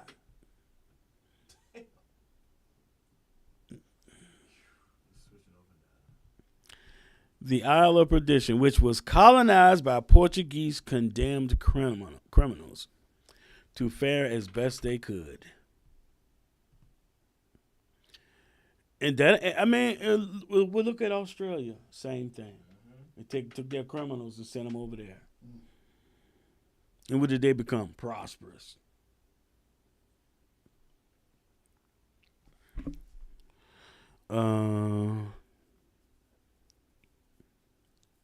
Yet to fare as best they could. Those between 10 and 14 years were sold as slaves. Then indeed the cup of their affliction was full to the brim. Now I have to ask a question here. So if you got all of these now being sold or raised as slaves, where are the children of these people, these Jews? Where are they?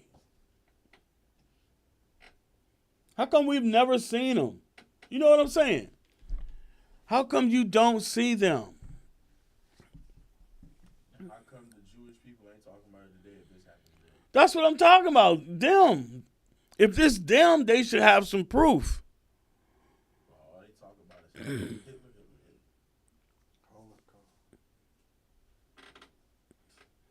The Jews have experienced fully the unequal skill of the church in administering pain.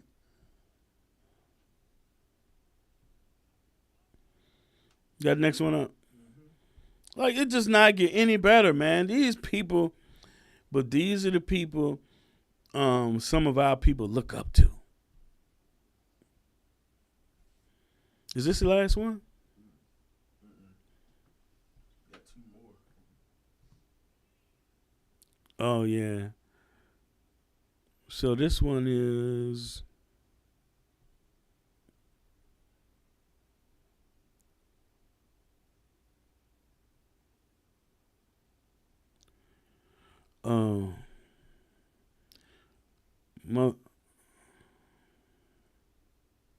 I didn't get the whole thing. I just gotta start with thousands. Thousands were sold as slaves, yet prior to their being sold, they were submitted to tortures, cruelties, and outrages too revolting, too repulsive, too heartrending to be here narrated. So this Jewish man that wrote this book is saying that the torture was so bad he don't even want to talk about it. He don't want to bring it up. Terror seized upon the native Portuguese Jews when they helplessly beheld the cruelties of which their Spanish brethren were subjected. They knew they themselves could not escape the wrath of the church much longer. Damn. And they thought of flight. And well, had it been for them, had they made their escape then. While they were making secret preparations, John II died in 1495. He had been afflicted on the very day when the ships laden with the Jewish exiles' children set sail for the Isle of the condemned criminals. That's Islas Perdidas. All right. Next one.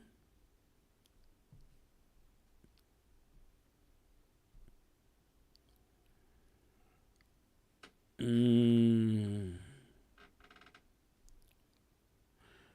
can't make that out. He once succeeded in getting all their children into his power and into the Christian faith. He gave secret orders for the repetition of the atrocious crime of having all children under 14 years of age seized from their mothers' bosoms and fathers' arms, dispersed throughout the kingdom, to be baptized and brought up as Christians. I would guess this is his son who took his place. The secret became known. Portugal again re-echoed the wails of stricken ones. Frantic mothers throw themselves into deep wells or rivers. Mothers were known to take their babies from their breasts and tear them limb from limb, rather than resign them to Christians. Rather tear them apart, limb from limb, than to give them to a damn Christian. They would rather know the bodies of their children in the grave and their released spirit in heaven than have them adopt a faith into which Satan sent his friends for their, I think it's instruction, for their schooling.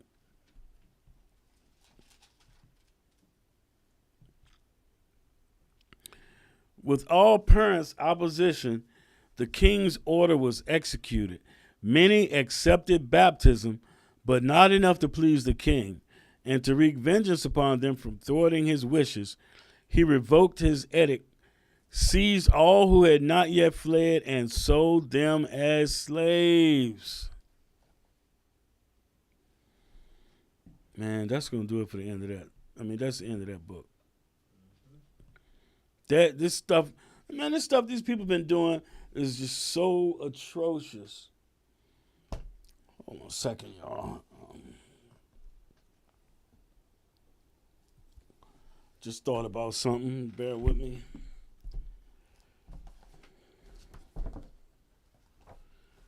It's so much stuff I didn't want to. That's cool. There's so much stuff I didn't want to put everything in the class, but I think we're like having thunderstorms here, so.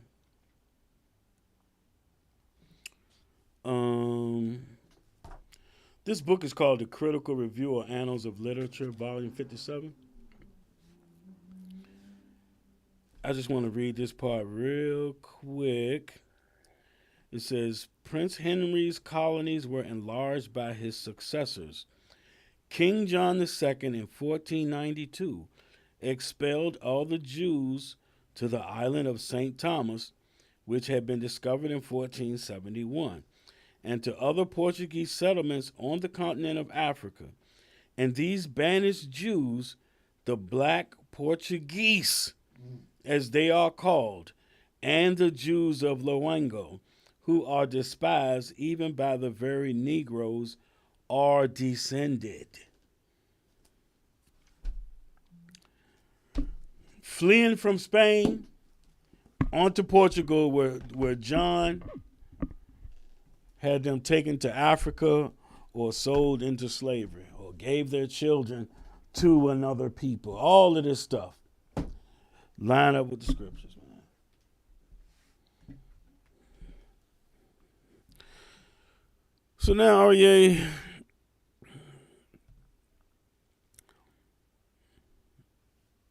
I want you to read this stuff for this next one. This is a short one. And we're going to hit a couple of videos too, y'all. But this next book is called Commentaries on Hebrew and Christian Mythology. And as soon as you get the pictures up, you can read them. You don't have to wait for online.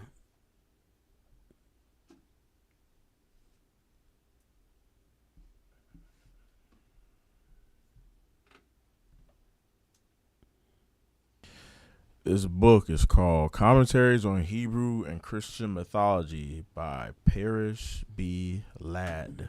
Mm-hmm. Highlighted stuff only. Okay. It was under this state of things that the humane and benevolent spirit of Christianity dawned upon the followers of Abraham and Moses by burning, roasting, torturing, maiming, and finally putting to death of more than one half of the Hebrew race. It is well established. Hold on, man. So you see the common theme is roasting, burning, torturing, and killing our people. Remember, Esau, it was said that Esau took comfort in purposing to kill Jacob. Unimaginable. Go ahead. Yeah, this is crazy. It is well established history that in France alone, thousands of Jews were burned at the stake. On one occasion, 160 men and women and children were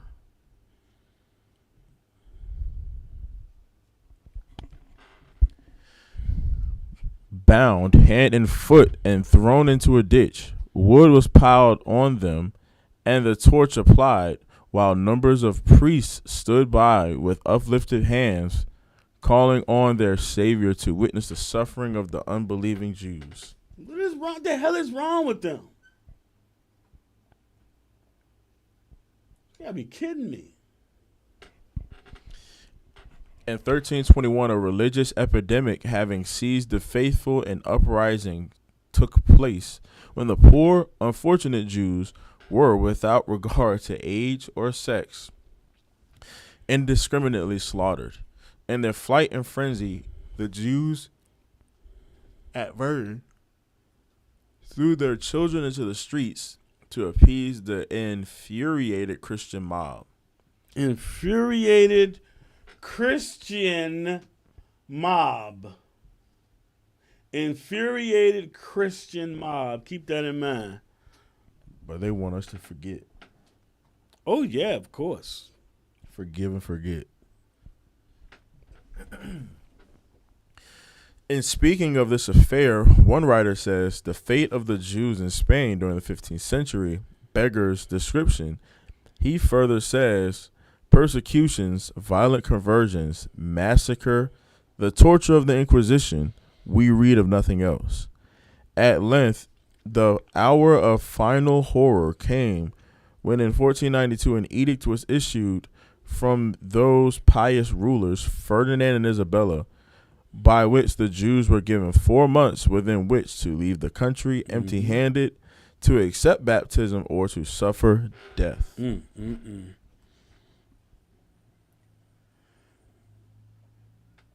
you can keep going. Ben. Yeah, it's in there. It's on there too. Yeah, go ahead. I, being claimed by the priests that the teachings of Christ forbade them from spilling human blood, to avoid the breach of their master's precepts, these pious men ordered their victims to be burned to death. This the Jews well knew to be the fate of those who failed to leave their homes and country or become Christians. The numbers who are said to have chosen to abandon the country in which they and their ancestors had resided for 7 centuries have been variously estimated at from 300,000 to 800,000. Damn. Every person in Spain was forbidden to shelter or feed them in their transit. Almost every Christian country shut its doors against them.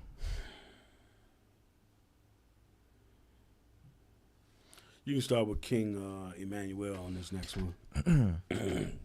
King Emmanuel, in the tenderness of his Christian heart, sold into slavery many of the more common Jews, and by an edict he ordered all the children under 14 years of age of the better class to be taken from their parents and turned over to the Christian brothers to be brought up in the true faith. Those who accepted forced baptism, but who for the most part secretly adhered to their old faith, were constantly on the rack of torture. Right. If you got caught keeping commandments, you got tortured. Now, give me let me take a quick look. So we're gonna take a quick break. We're gonna take a quick break, y'all. Give me a song, and we're gonna take a break.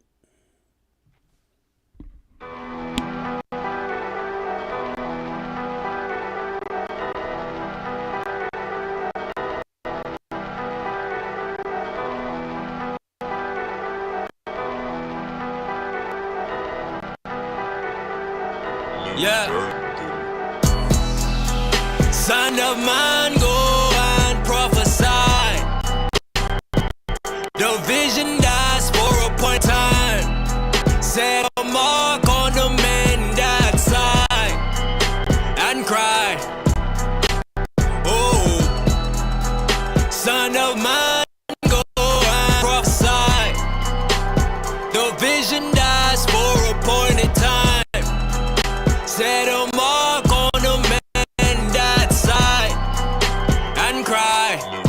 Oh, and he put forth his hand and he took me. Come ahead, this took off the vision of the Most High to the city of Jerusalem, to the door of the inner gate toward the north, where I saw the ark of the covenant. To see the image of jealousy at the gate of the altar in the entry. And he said, seest thou what they do? Even great abominations here.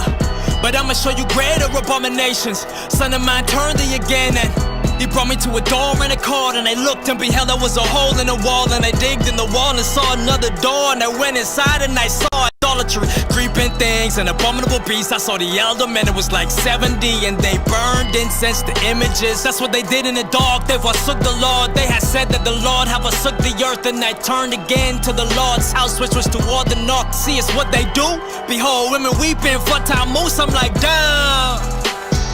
25 men with their backs to the temple, like, down. Get up to the day, it's the same thing throughout the land. Purchase your tracks today. No faith in the Most High.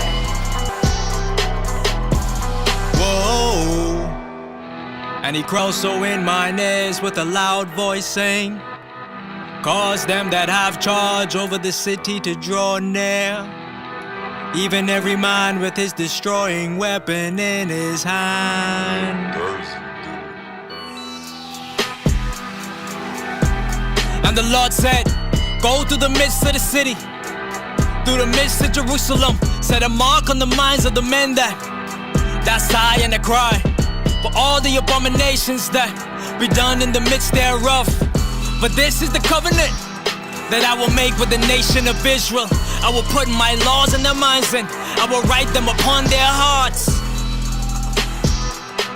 And there will be to me a people, and I will be unto them a God.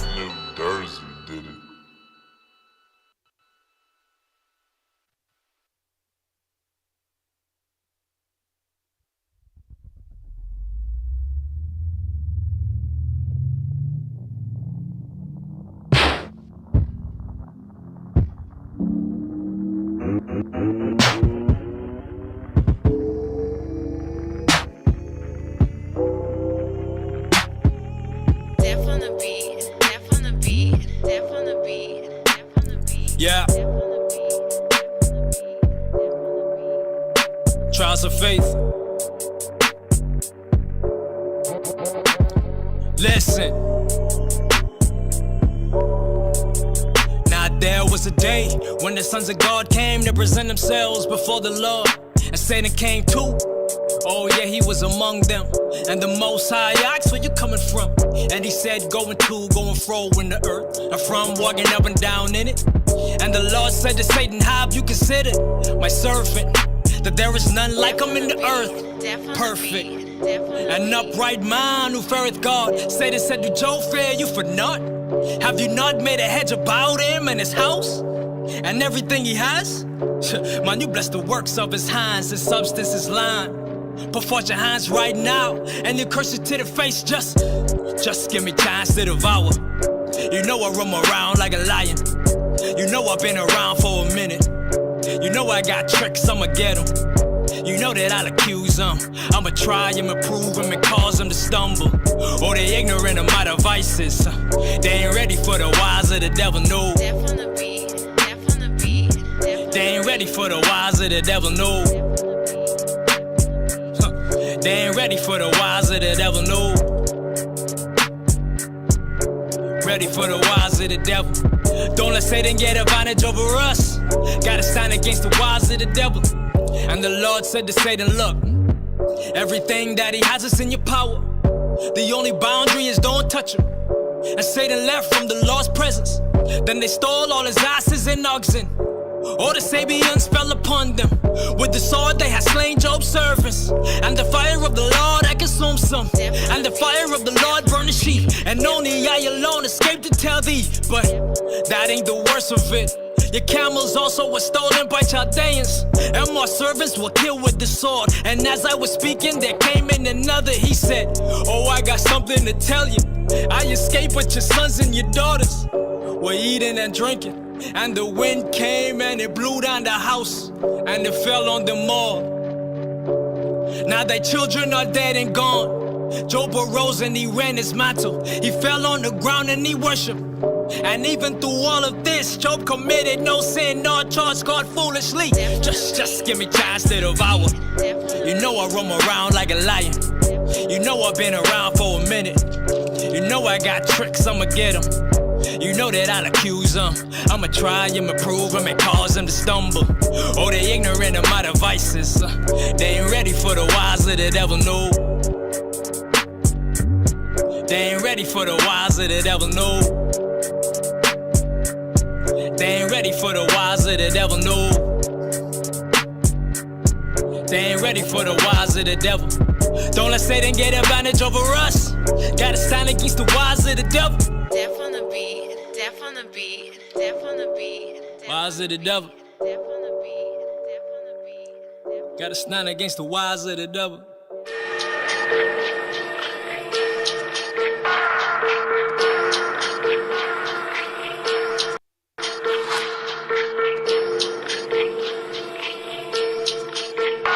Yeah. Look. Except the Lord build up the house, they labor in vain that built it. Except to be the Lord who keep the city, the watchmen waketh in vain.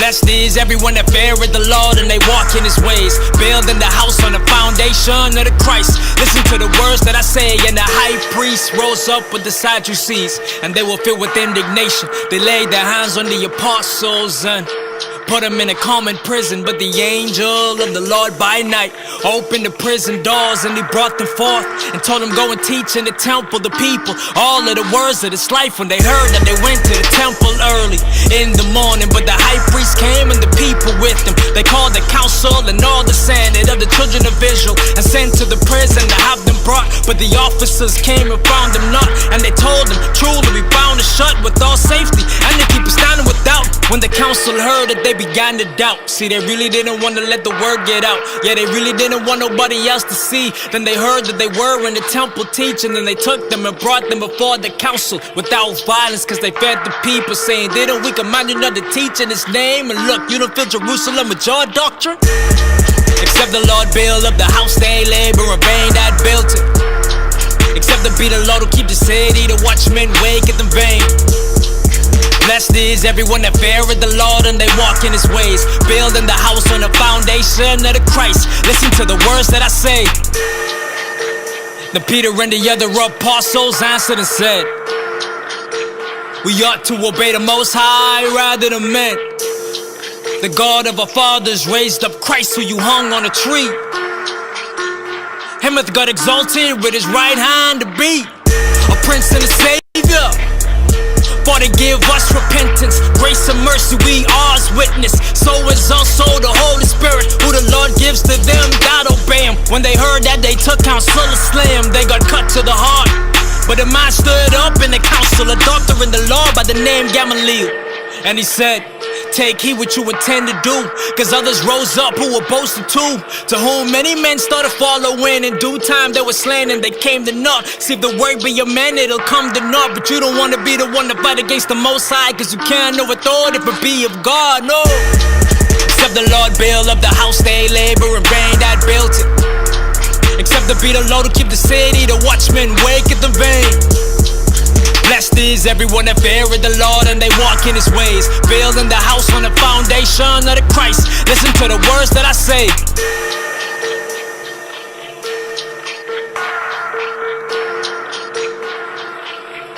Listen to the words that I say.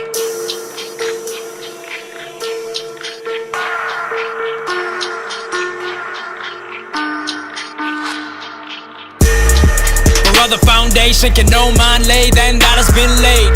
I tried stone and a sure foundation. He that believes shall not make haste. Building the house of the Most High in the four tides in and out of season. Oh yeah.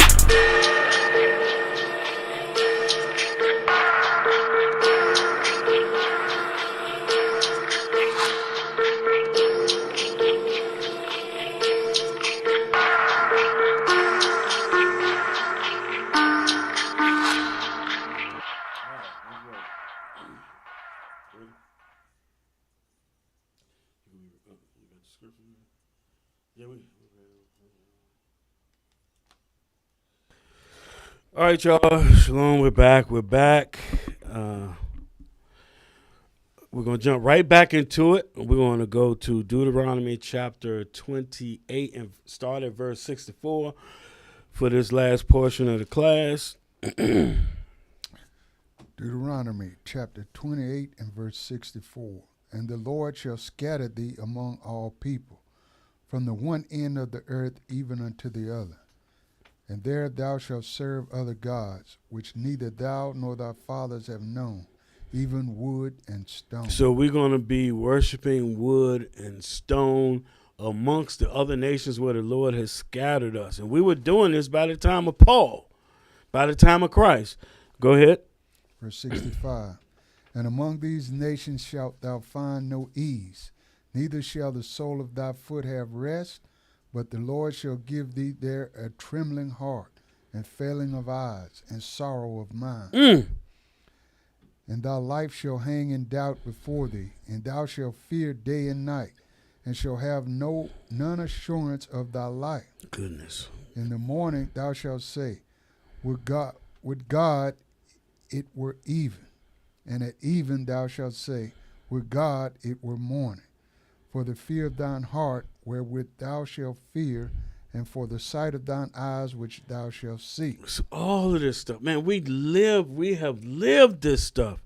You wake up in the morning like, damn, I wish it was the evening. I got to go out here in this sun and pick this cotton. And then when the nighttime come, you worrying about the KKK. You worrying about being terrorized. God, I wish it was the morning. And I done made it through the night.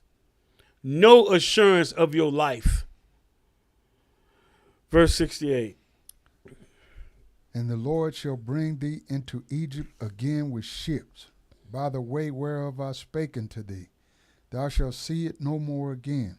And there you shall be sold unto your enemies for bondmen and bondwomen, and no man shall buy you. So at the end of it all, the Lord is going to bring you into a great captivity again with ships. You're going to come to this place on ships. And when you get there, you're going to be sold unto your enemies. The same people that were your enemies all throughout history. The Greeks and the Romans, let alone the other nations. These are the worst of the heathen, our worst enemy. When we got off them slave ships, we were sold to them as slave men and women. And it said, no man shall buy you, meaning no man can redeem you out of this captivity. You can redeem your brother and your sister. But out of this, nobody's going to redeem you. You got to wait on the Lord. Give me that first picture, man. Our buddies, you know, those Christians that wear the white garments.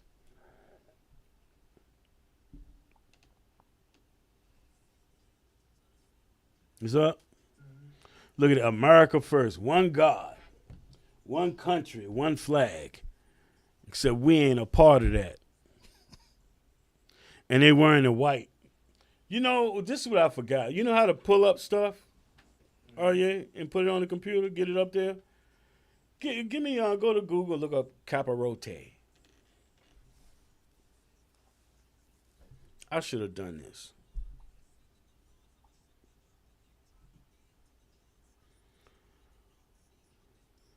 And tell them what the capirote mean too. But give me the image.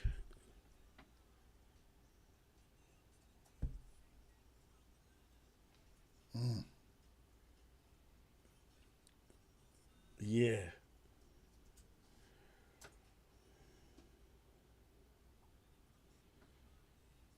That's capirote.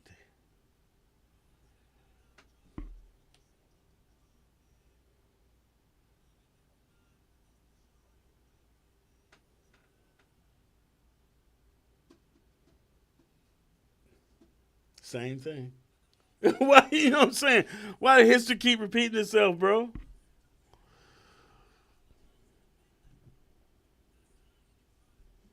I got it from the Spanish Inquisition. Yep. Just the same thing over here.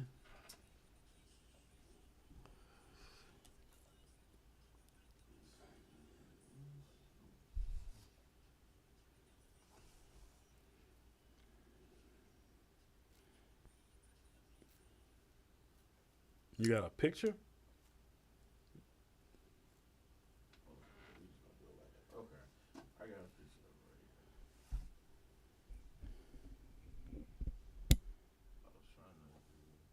Oh, you got another picture up during the class. You just got some picture up during the class. Yeah, Oh, while you was getting that together, you could have had it on us. It ain't matter.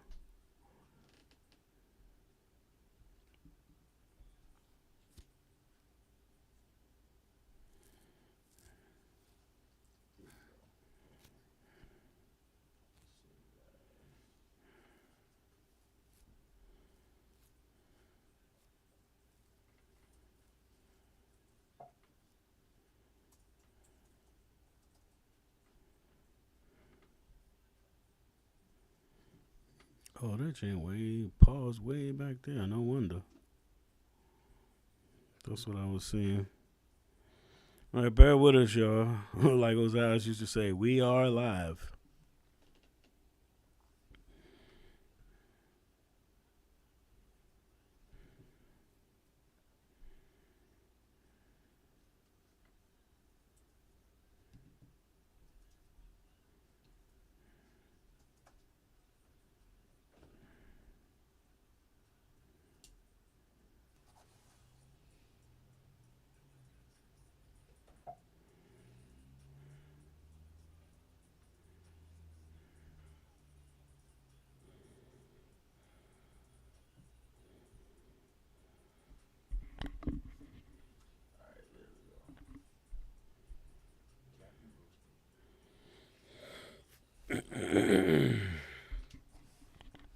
So all this stuff we were just reading about the Inquisition, and then to see your neighborhood friendly Ku Klux Klansmen in their wardrobes, you know, immediately made me think about back to the Inquisition and the Capirote.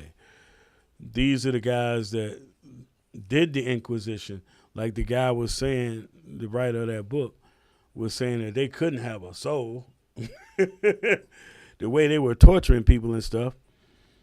That's what they wore. That's what the Capirote or the Inquisitors wore. That's what they wore.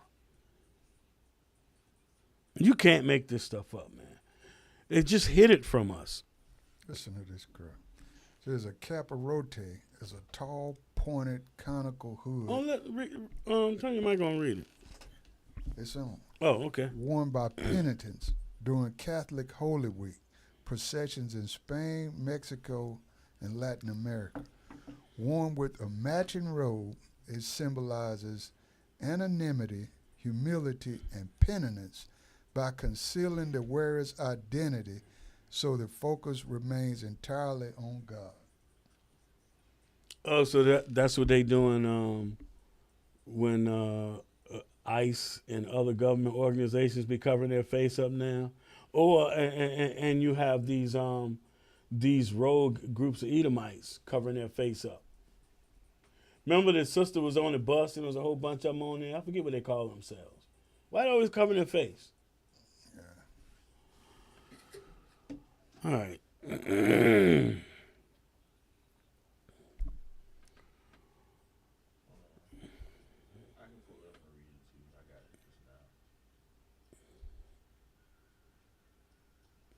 He read it already.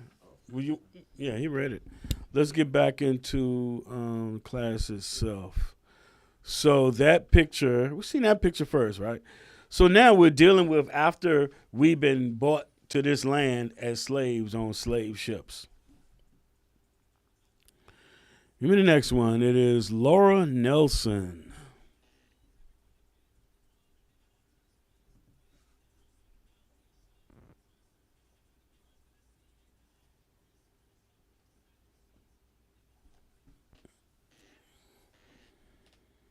It's up? Yep. Oh, my bad. Because I'm not looking at it. That's Laura Nelson. She was hung. Hung by the neck until dead.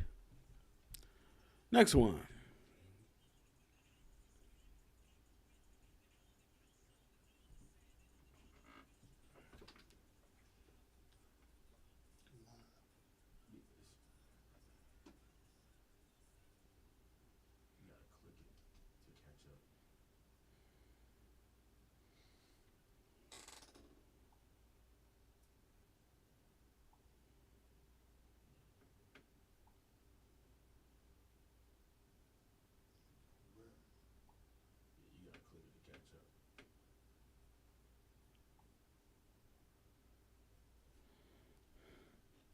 What's the next one?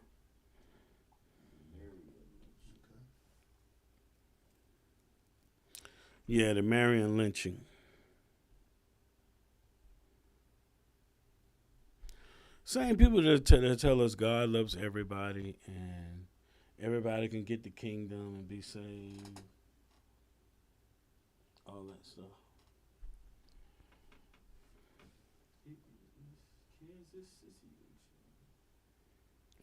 Oh, okay. Yeah, look at that. See those people? See those people? They had children. And their children are in power. Look at them smiling like it's... And look at how they're dressed. They would do this after church. Look at them. The nearest damn tree. Nearest strong tree. A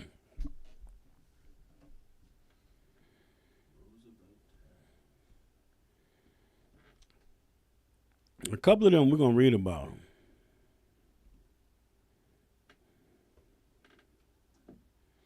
Yeah, you got Roosevelt Towns up now. There's him and another brother.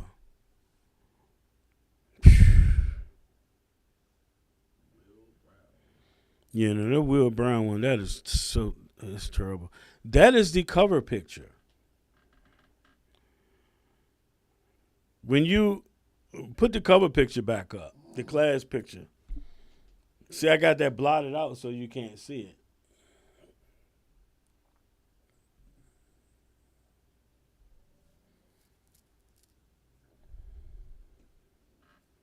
This is the stuff that they have done to us. Yet they accuse us of being the worst people and we're violent and we do all of this crime. And you have pushed that stuff in our neighborhoods.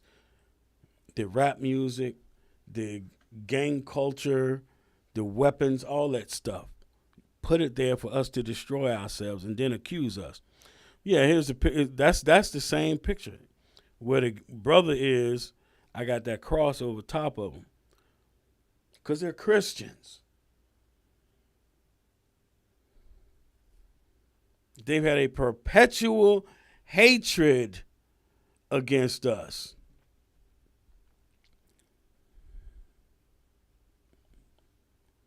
Meaning never ended. Now, you can drop that and give me the coon number one.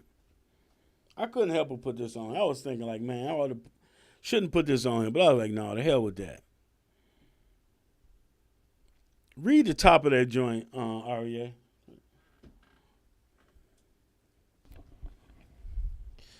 I had no idea that Negroes were still butthurt over slavery in the U.S. 161 years later.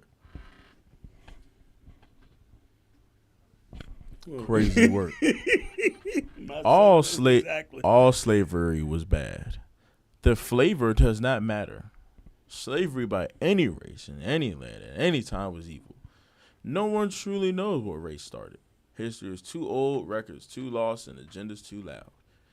But in America, white people did help end it. Right. They beat you up and then quote unquote bandaged you out right after, right? Putting out the fire that they caused. Mm-hmm. Right. It's just different. It's a different form. Give me the next one. Because this the same dude now.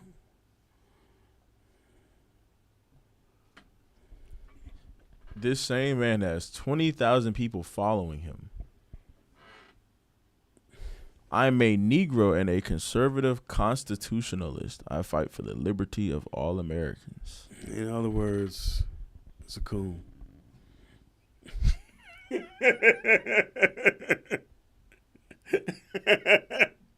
I'm sorry. Hey, it is what it is. All right, so now you can drop that. Get them down, that guy off of there, please. First video I want is the burning houses. Let's show you what they did. Burning houses, then the burning church, and 100 years of lynching. Turn your mic off. It was a war long before we got here.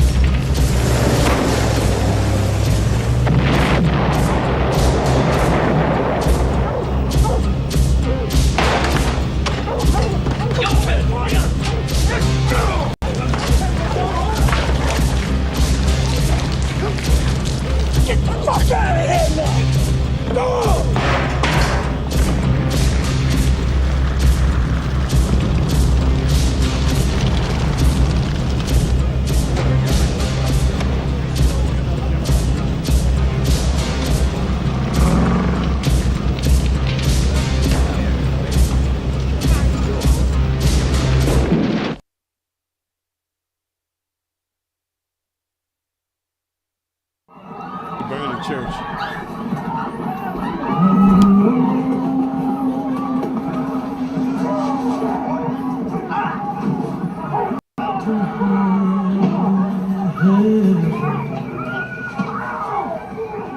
What a day of rejoicing that will be when we all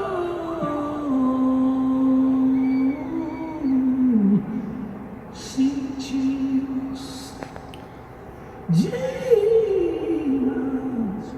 will sing and shout for victory.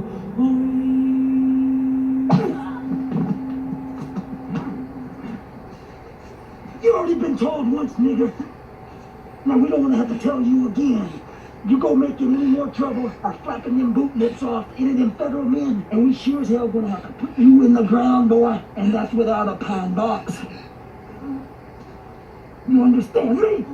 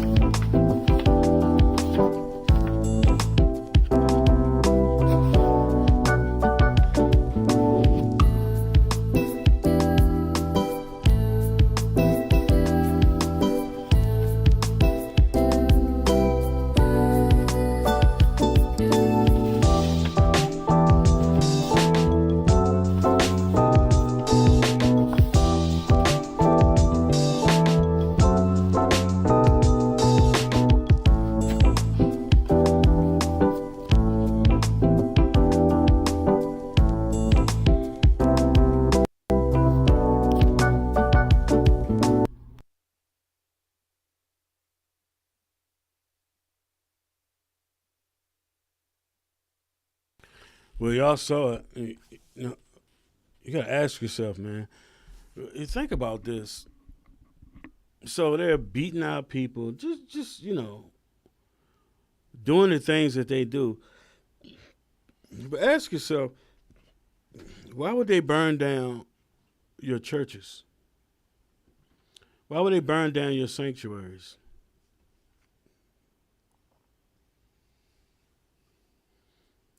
I mean, does anybody burn down? So, for example, atheists, they don't believe in Christianity, right? They don't like Christians. But do they go burn churches? They burn down churches? Who burns down churches?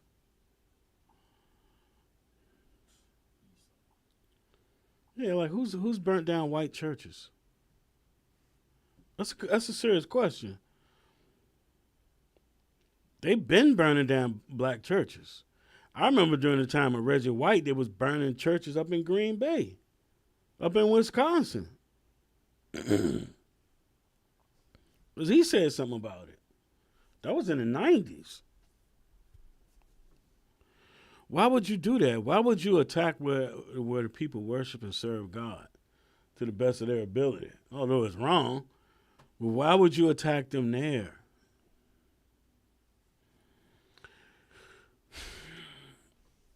Anyway, and they have this obsession with fire. Why with fire? Why they gotta burn every damn thing, man?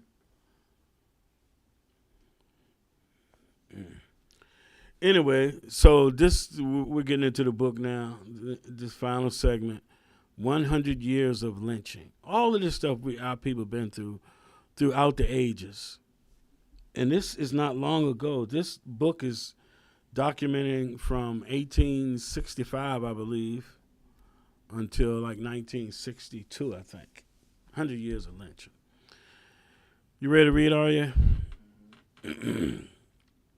White superiority in Florida.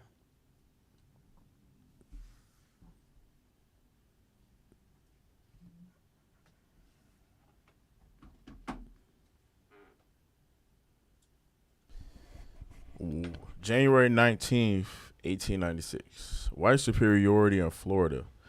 The noble and valiant Anglo-Saxons of Manatee County, Florida, are engaged just now in demonstrating the superiority of the race. Some days ago, the son of the county sheriff and the son of a poor Negro quarrels, and the black was the victor in the boys' fight.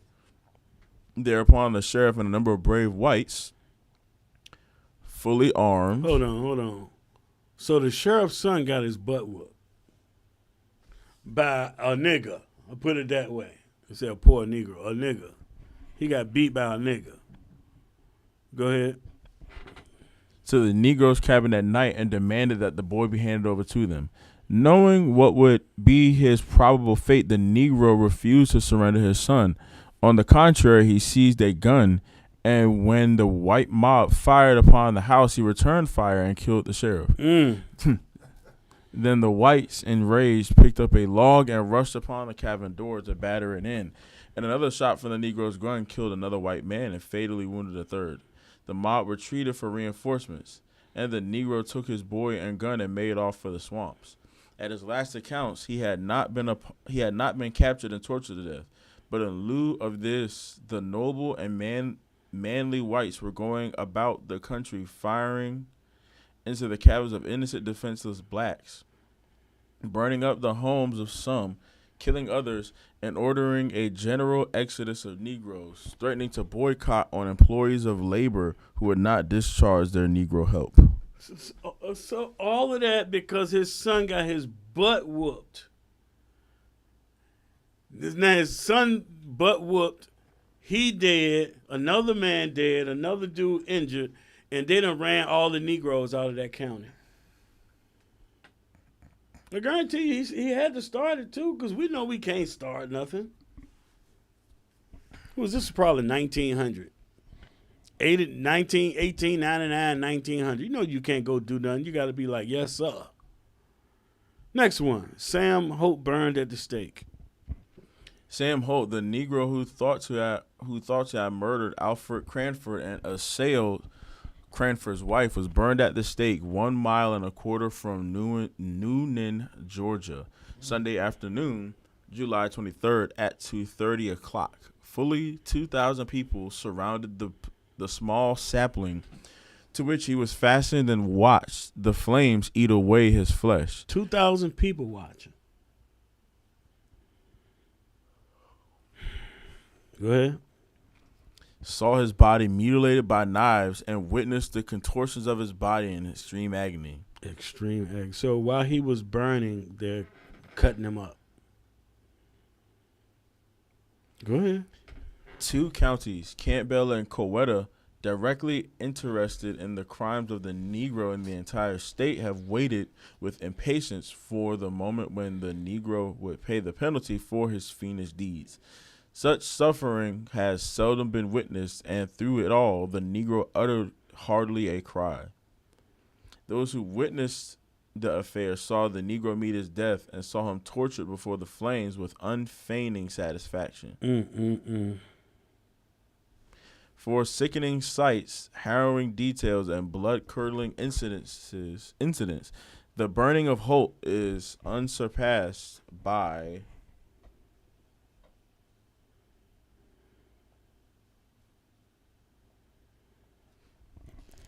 any occurrence of a like kind ever heard of in the history of Georgia.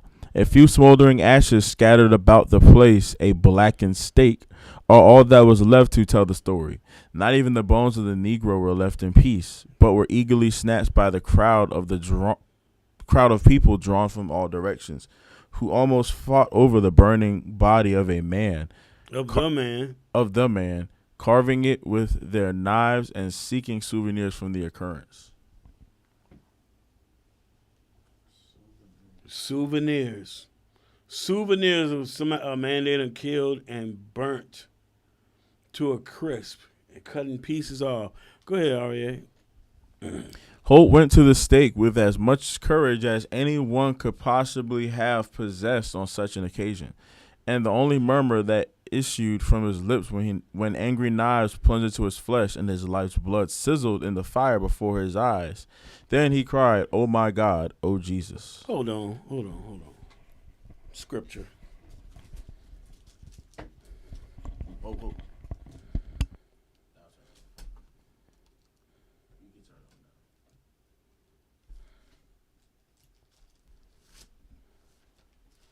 Second Maccabees.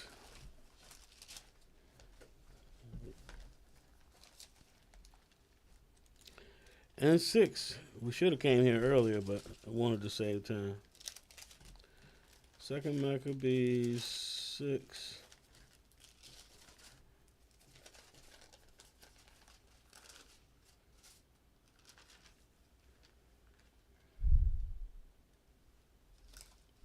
Verse. Start at 24. We're going to read all the way to the end. This is Eleazar. Second Maccabees chapter 6 and verse 24. For it becometh not our age, said he, in any wise to dissemble, whereby many young persons might think that Eleazar, being 80 years old and 10, were now gone to a strange religion. So he was 90 years old, 80 and 10. And so they, through mine hypocrisy, and desire to live a little time and moment longer, should be deceived by me. And I get a stain to mine old age and make it abominable. For though for the present time I should be delivered from the punishment of men, yet should I not escape the hand of the Almighty, neither alive nor dead. Wherefore now, manfully changing this life, I will shew myself such a one as mine age required, and leave a notable example to such as be young to die willingly and courageously for the honorable and holy laws. And when he had said these words, immediately he went to the torment. They that led him changing their good will, they bear him a little before into hatred, because the foresaid speeches proceeded, as they thought, from a desperate mind. But when he was ready to die with stripes, he groaned and said, It is manifest unto the Lord, that hath the holy knowledge, that whereas I might have been delivered from death, I now endure sore pains in body by being beaten, but in soul am well content to suffer these things because I fear him. And thus this man died, leaving his death for an example of a noble courage and a memorial of virtue, not only unto young men, but unto all his nation. Unto all his nation. What made me think about this is how he went. He didn't say a word. Like, okay. I mean, I guess knowing back then whether you did it or not, once they got hold of you, you're done. You're done. You know, and come to think of it, think of how angry they get when they ready to torture you and it don't work. Remember OJ? That man in the grave, they still saying he guilty of Nicole and Goldman. And the dude that did it, they put him to death. He was on death row for years and put him to death. But they still blaming OJ. But I'm just, the fact that how angry they got when the results came back and how black people was cheering and white people was looking at each other like, this nigga Getting away with something. Yeah, he got away with it. Yeah, he said, oh God, oh Jesus. Next one, Arya.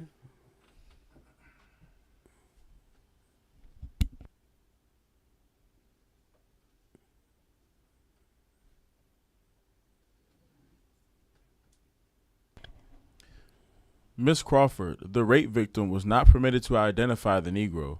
She is ill, and it was thought the shock would be too great for her. The crowd was satisfied with the identification of Holt by Mrs. Crawford's mother, who did not, however, actually see Holt commit the crime. Mm-hmm. Max played no part of the lynching. Pay attention to this. Mask. Nobody was wearing a mask. Keep in mind now, this is not done when they're lynched. This is not done legally. You're taken to jail. A lynch mob comes and snatches you. And they give what they call is justice. This is illegal. Literally, it's a hate crime. Nobody's wearing a mask. Go ahead. Max played no part of the lynching. There was no secrecy, no effort to prevent anyone from seeing who lighted the fire, who cut off the ears, or who took the head. On the trunk of the tree nearby was pinned the following placard: "We must protect our Southern woman." Yeah, protect our Southern women. Lynch 2 in Louisiana, Shreveport, Louisiana, June 19th to 1901. Two of the Negroes implicated in the murder of John Gray Foster were lynched by a mob at Benton tonight. One was Frank, commonly known as Prophet Smith, who, at the head of the Church of God movement in that section, was blamed as being responsible for the sentiment against the whites, which led to the death of Foster. So they didn't say he did it. They said he led to he was responsible for the sentiment against the whites, which led to the death. Mm-hmm. Both Negroes made statements before they died denying that they had anything to do with the killing of Foster. While Smith died praying, McLean was silent as he hanged. There were about 200 armed men in the mob. The lynchers declared that the death of these Negroes was necessary to the prevention of the lives of white men in that section. To the preservation of the lives of the white men in that section. Oh, preservation.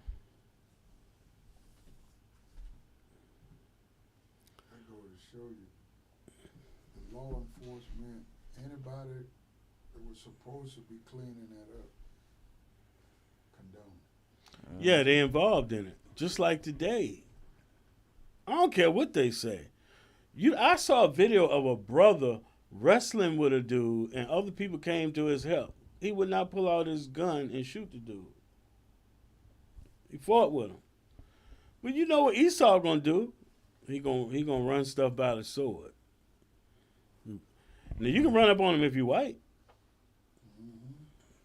You get to scrapping and everything. He'll run from you, all kinds of stuff. But you're a nigger? Nah, you getting shot.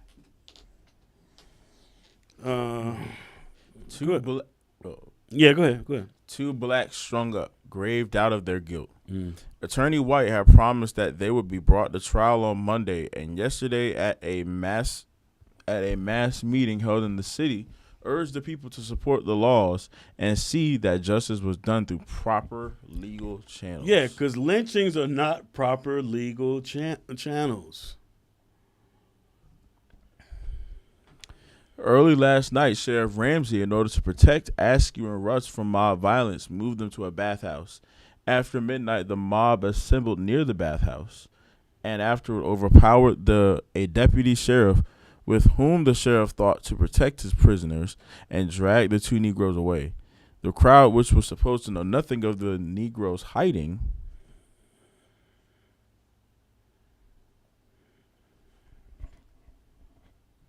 place did not stop at the jail but went straight to the bathhouse. So who told him? Who told him? It had to either be the sheriff or a deputy. People on the inside told him where he was. The Negroes were tied back to back and swung up to the same tree. Their bodies were riddled with bullets, and after death ensued, were set on fire. The nauseating smell of the burning flesh could be smelt from miles around. Sheriff Ramsey... Hold on. So this is something y'all going to notice. Very seldom did somebody get hanged and they suffocated to death. While you were hanging, they would shoot you or stab you to death. We just think about, you see somebody hanging, that's what happened to them. No. They tortured you. They weren't dying from asphyxiation. They was dying from hundreds of bullets and stab wounds and burning. Go ahead. Sheriff Ramsey and Marshal Mosley saw the members of the mob. I guess they did. Who told them? Who told the mob where he was at? Go ahead. But it is stated we're unable to recognize them on the account of trees casting shadows on their faces. Yeah. They didn't try to detain them, though, at all. On June 2nd, Christina Winterstein, a 13-year-old schoolgirl, was outraged and murdered. That means raped. It's another way of saying raped. But it wasn't no DNA evidence and all that stuff back then. If they picked you, you're done. Outraged and murdered. Go ahead. Was outraged and murdered about 2 miles from Biloxi while on her way from home from school exercises. Askew and Russ, both of them had been in the vicinity of the place where the outrage was committed that day, were charged with the crime. Mm-hmm. So these brothers got charged with the crime, right? Okay.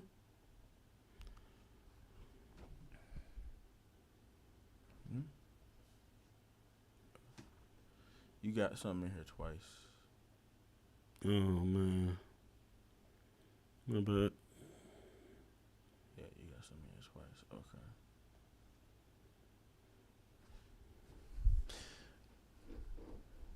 Both Negroes made statements before they died denying that they had anything to do with the killing of Foster, while Smith... that's... read that before. Yeah, it's a little bit... Yeah, it got doubles in here. Should be 2 lynched in no. The one up next is Negro tortured to death by mob of 4,000. Yeah, go to that. It's a lot of this stuff anyway. Negro tortured to death by mob of 4,000. Lansing, Texas, May 22nd, 1902. Dudley Morgan, a Negro accused of assailing Miss McKay, wife of Section Foreman McKay, was burned to death at an iron stake here today. A crowd of 4,000 men, most of whom were armed, snatched him from the officers on the arrival of the train. See? Morgan was taken to a large field on the edge of town. An iron stake was driven into the ground, and to this he was bound until he could only move his head. Heaps of inflammable material was then piled about him, and he was given a few moments for prayer. So when they drove something iron into the ground, that means you was going to get burned to death. If they took you to a tree, they was going to hang you and shoot you and stab you. But if they put you on some iron, they're burning you. Keep going. It was 12:12 when all the arrangements were completed. The crowd by this time numbered at least 5,000. The husband of the woman Morgan, accused of abusing, applied the match, and the pyre was soon ablaze. Then began the torture of the Negro. Burning pieces of pine were thrust into his eyes. Then burning the timbers were held to his neck after his clothes were burnt off to other parts of his body. He was tortured in a horrible manner. The crowd clamored continuously for his slow death. The Negro, writhing and groaning at the stake, begged pitilessly to be shot. Miss McKay was brought to the field in a carriage with 4 other women, and an unsuccessful effort was made to get her near enough to see the mob's victim.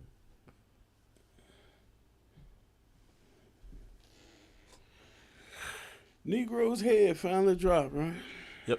The Negro's head finally dropped, and in 30 minutes of only the trunk of the body remained. As the fire died down, relic hunters started their search for souvenirs. Parts of the skull and body were carried away. The men who captured Morgan were then held above the heads of the mob while their pictures were taken. The last words of the doomed man, other than the incoherent mutterings made in prayer, were, "Tell my wife goodbye." Yeah, I'm sure they did that too, out of the kindness of their hearts. Palmetto, Georgia. Palmetto, Georgia, April 24th. The body of Lehi Strickland, a Negro preacher who was implicated in the Cranford murder by Sam Holt, was found swinging in the limb of a persimmon tree within 1.25 miles of Palmetto, Georgia, early today. Hold on, let me say this. So this goes back to earlier. This was one of the first ones we read. But he, when they were torturing him, he confessed and said something about this brother. So after they were done with him, they went to this brother and strung him up. Go ahead.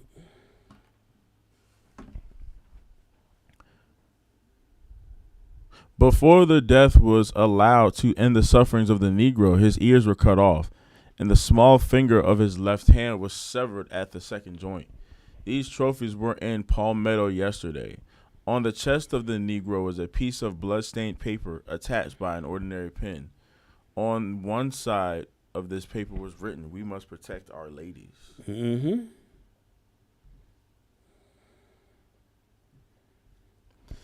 Beware all darkies. You will be treated the same way.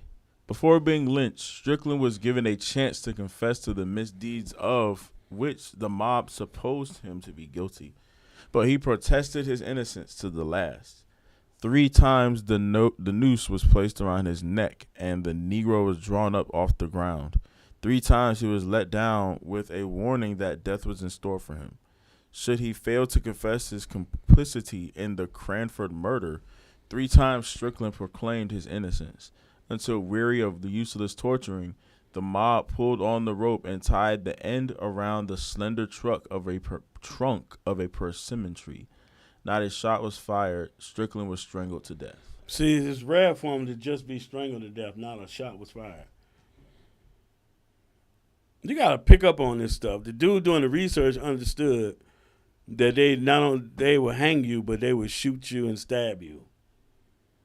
He said not a shot was fired. Atlanta, Georgia. Next one. April 24th, Governor Candler of Georgia Sunday night gave the Associated Press the following statement on the burning of Sam Holt near Newman. The whole thing was deplorable, and Holt's crime, the horrible details of which have been published, are too horrible for publication. It is the most diabolical in the annals of the crime. The Negroes of the community lost the best opportunity they will ever have to elevate themselves in the estimation of their white neighbors. They lost the opportunity to elevate themselves amongst their white neighbors who stole every damn thing that they have, including these Negroes. Go ahead. But they lost the opportunity, and it is the deplorable fact. While scores of intelligent Negroes, leaders of their race, have talked to me about the Palmetto lynching, not one of them has ever in the remotest way alluded to the diabolical crime of Holt, which provoked the lynching. I do not believe these men sympathize with Holt, but they can see but one side of the question and are blinded by race prejudices. I'm blinded by race prejudices. Did they string up white folks and do this to them? Any of y'all remember what Rosewood was about? That name sounds familiar. It was a movie called Rosewood. They burnt the city down and ran out all the Negroes, right? Because a white woman was having an affair on her husband and she beat him down or something like that. No, he beat her down, and she said a Negro did it. And so thousands of white folks got upset and went on a nigger hunt.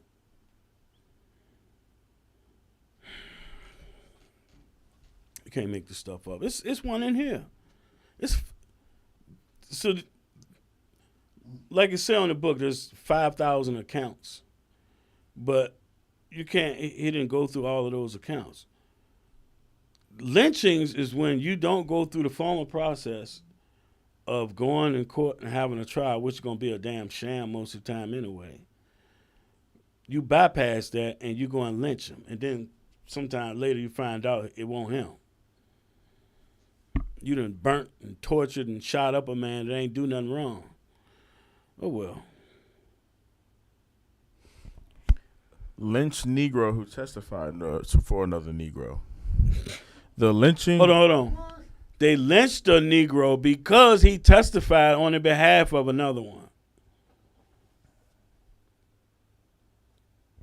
You talk about hatred. Go ahead. Ripley, Tennessee, March 23rd, 1900. This morning in the heart of the city, the body of a Negro, Lewis Rice, was found dangling from a limb of a tree. The lynching grew out of a trial in the Circuit Court of Lauderdale County, during the course of which Rice testified in favor of one of his color, who was charged with the murder of a white man named Goodrich. For testifying. Remember what they tried to kill Fannie Lou Hamer for trying to for registering to vote. Lynched before trial, Huntsville, Alabama, July 23rd, 1900. Elijah Clark, a Negro, 20 years old, was lynched at 2 o'clock this afternoon by an immense mob of citizens of Huntsville and the surrounding country. Clark was about to be removed from the Madison County Jail to the courthouse for the preliminary hearing when the mob compelled the officers to give him up, took him to the scene of his crime, hanged him, and riddled his body with bullets. The typical way. We just forget about the preliminary hearing. We're just gonna go and do this right now. Notice how all the ones we're reading, this is all like in a single year. Yeah, it's all the ones we've read so far, either 1900 or 1901. Even 1899. Yeah. But it's just because it's so many. I just had to stop. I had to stop myself. I had to be like, look, this is it. And even all the stuff that I said, this is it, I didn't even put all of that into the class. It's just too much. All of this was in a span of a few years. Yep. And these are the ones that they know about. Yeah. This is one that he knows about, right? Yeah. I mean, he's just going by documentation. Yeah, but what about the ones you don't know about? Yeah, that's what I'm saying. These are all the ones that he know about. Yeah, so like remember the video before we got into this where the dude was beating down the little kid. And he said, we're going to put you in the ground without a box. I mean, ain't nobody going to find you. How many of them out there? Most of these we've read, they're taking these guys from court, jail. Imagine the ones that never reported it to the police. And so they took matters into their own hands. Yeah. But John 3:16, forget, love your neighbor. That's why brothers be saying, where was John 3:16 when we was going through all this? Mm-hmm. Now you want to talk about John 3:16? Now that we realize we the people, you want to talk about John 3:16? Pierce City Mob. Pierce City Mob drives Negroes out, burns homes. The homes of 5 Negroes were burned, and in one of them, Peter Hampton, aged 71 and feeble, was cremated as he was unable to escape. That means he burnt to death. Yesterday, Will Goodley, a suspect, was arrested last night, was lynched. Yeah,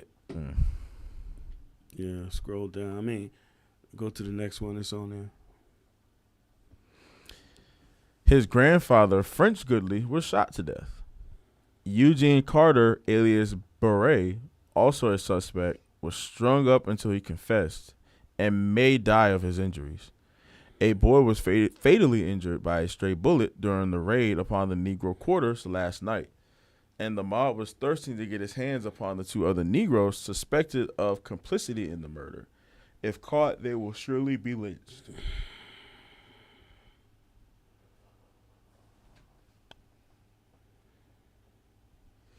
Yeah, continuation after the lynching. After the lynching of Goodley last night, it was thought the excitement would die down, but instead it became more intense.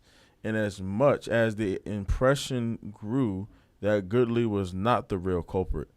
Earlier this so Goodley ain't the one that did it. Go ahead. Early this morning, the mob broke into the arsenal of the local militia company, secured the rifles and ammunition, and started out to clear Pierce City of all Negroes. The work was thoroughly done. The terrified blacks, bullets whistling about their ears, and in some instances finding lodgment in their bodies, fled to the woods and nearby towns where they are hidden by friends. You know, we get asked the question, why can't y'all build stuff? Are you kidding? Every time, what happens? New elements in the murder of Miss Wild developed today. It appears she started home from church alone, her brother lingering behind. About 1 mile from the town, her brother found her with her throat cut, lying lifeless near a culvert, under which her assailant had attempted to drag her. Evidence of a terrible struggle was shown. So he was following behind. Where the hell was he at? He probably wasn't did it. Oh, no, watch. Monday, bloodhounds were taken to the scene, and the girl's bloody handkerchief was laid before them. They immediately caught the trail and ran at full speed to the home of Joe Lark, where, on being admitted, rushed into his bedroom and sprang upon the bed. It is believed that the man under arrest at Tulsa, IT, who boarded with Lark, Springfield suspect, slept upon his bed. They the ones that did it. So they killed Negroes for nothing. Killed and tortured them for what? Something somebody else did. That's why you're supposed to have due process. Even then, they still can lynch you within those parameters. Negro burnt alive in Florida, second Negro hang. Newman, Georgia, April 23rd.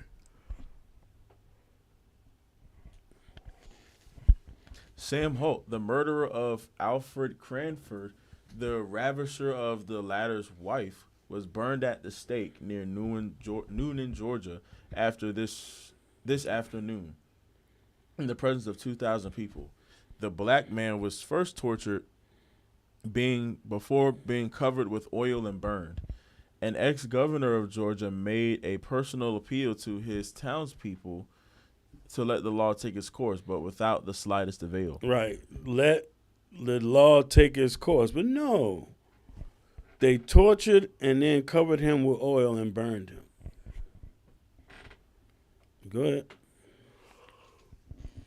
Before the torch was applied to the pyre, the Negro was deprived of his ears, fingers, and genital parts of his body. He pleaded pitifully for his life while the mutilation was going on, but stood on the ordeal of fire with surprising fortitude. Before the body was cool, it was cut to pieces. Posed as souvenirs. No. Keep going where you was. I have to cut the pieces. The bones were crushed into small bits, and even the tree upon which the wretch met his fate was torn up and disposed of as souvenirs. The Negro's heart was cut into several pieces, as was also his liver. Those unable to obtain the ghastly relics direct paid their more fortunate possessors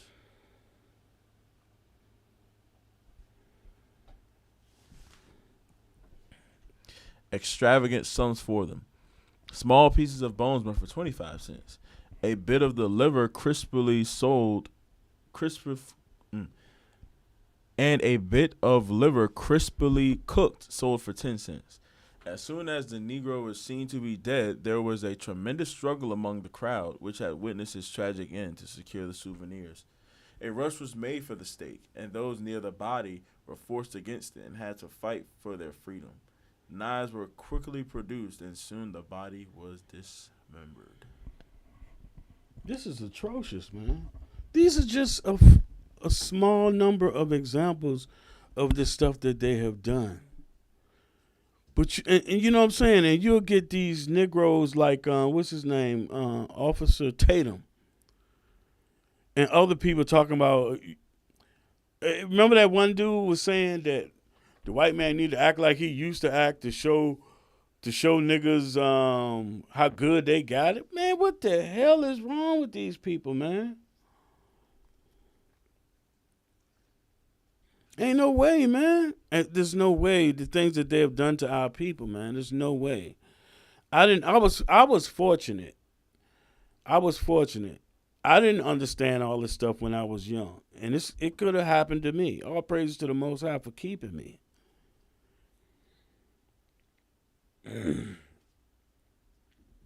Bruh, I think in the 80s, I remember being invited, and we went. I couldn't understand what we was doing, but it was a camper in a backyard, and we had to sneak through the fence and go get in that camper.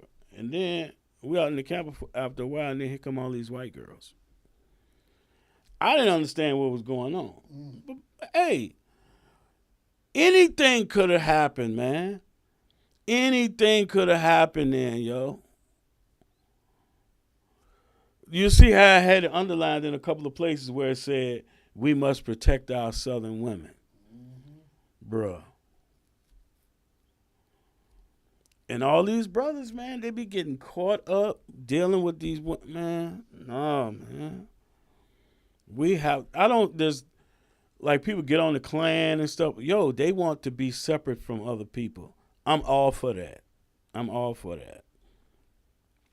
If we got to go somewhere and be on a job together, fine. But when it's over, I'm going to my people. Be around my people, man. Nah. There's a perpetual hatred between them and us. And the hate is at us. It's not pointed at them. It's pointed at us. Genesis 27. We're about to close this out. Goodness.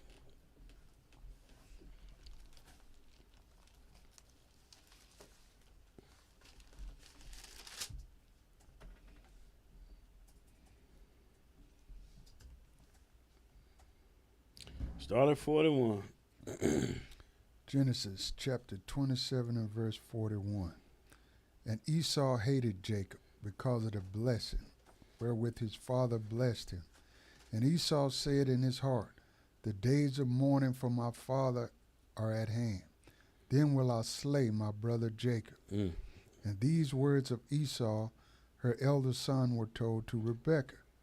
And she sent and called Jacob her younger son, and said unto him, Behold, thy brother Esau, as touching thee, doth comfort himself, proposing to kill thee. Go ahead. Now therefore, my son, obey my voice, and arise. Flee thou to Laban, my brother, to Haran, and tarry with him a few days, until the brother's fury turn away, until thy brother's anger turn away from thee, and he forget that which thou hast done to him. Then I will send and fetch thee from thence. Why should I be deprived also of you both in one day? Right. So the face of the serpent has, after a certain point, the face of the serpent has been turned to the other nations. Like once the U.S. became a superpower, like after World War II, their face hasn't been aimed at us like that. I mean, they did a lot of stuff too in the 60s, getting us under, what do you call it? Like after the civil rights stuff, they did certain things to us to keep us down, like perpetuating the damn Willie Lynch letter and all this other stuff, these other laws. But their focus has not been on us, it's been on the nations. And their focus is now going to turn back on us. Like that stupid eye on Lord of the Rings. As soon as you put the ring on, that jank turn to you. Man, that's Esau and them looking at us like, oh, did he say he's an Israelite? Yeah, that's us. But anyway, y'all, it's been a long, exhaustive class. This is a whole lot of stuff. And then this is just, keep in mind, this is just some of it. It's just some of it. So my point was to show us in the past what he did. And then, back to the Greeks, then the Romans, and then since they've had us in this captivity, they just keep doing the same thing. Killing us with the sword, burning us, trying to keep us from keeping the commandments, lying to us, you name it. Oh, there's no racism here. Are you kidding me? If there was no racism here, why did, when they were fighting real heavy with Iran, why was Iran putting out Lego videos every day of what they've been doing to other people? If it wasn't no racism, why they was showing natives trying to get revenge on the white man, then showing us trying to get revenge on the white man? There was no racism. Stop, man. They're on the top. And they're heaping to them all people. Everybody be up underneath them. But that's the way the things go. I haven't used this scripture in a long time. Is it Ezekiel 30? This is something that naturally happens.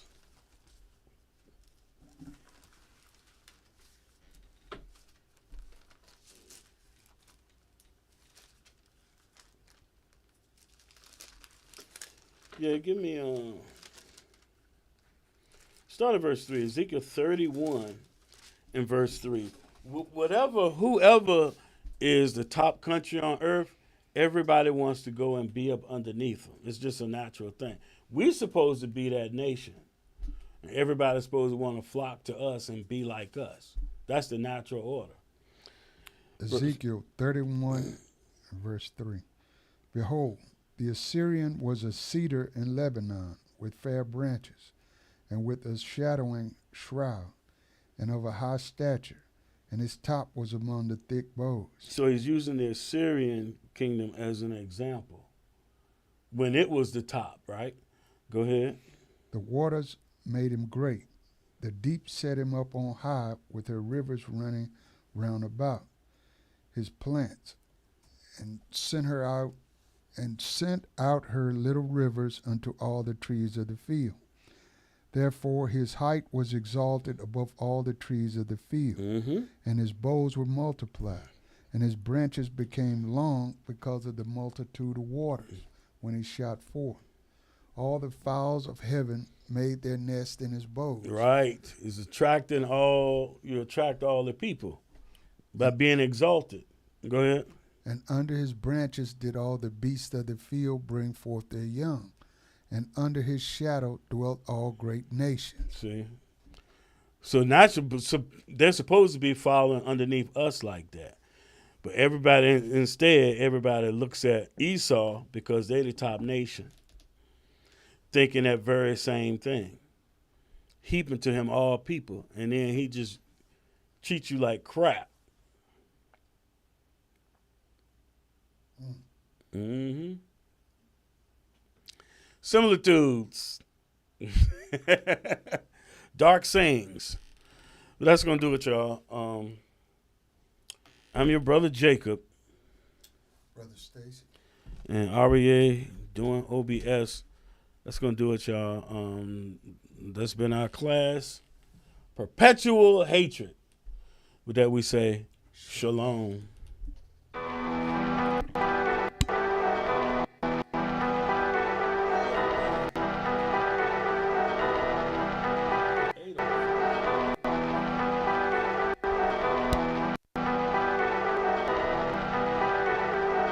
Yeah. Son of man, go and prophesy. The vision that's for a one time. Set a mark on the men that sigh and cry. Oh, son of man, go and prophesy. The vision that's for appointed time. Set a mark on the man that sigh and cry. Oh, and he put forth his hand and he took me, blocked my head and buried the options of the Most High, to the city of Jerusalem, to the door of the inner gate toward the north, where I saw the ark of the covenant, the seed of the image of jealousy, at the gate of the altar in the entry. And he said, seest thou what they do? Even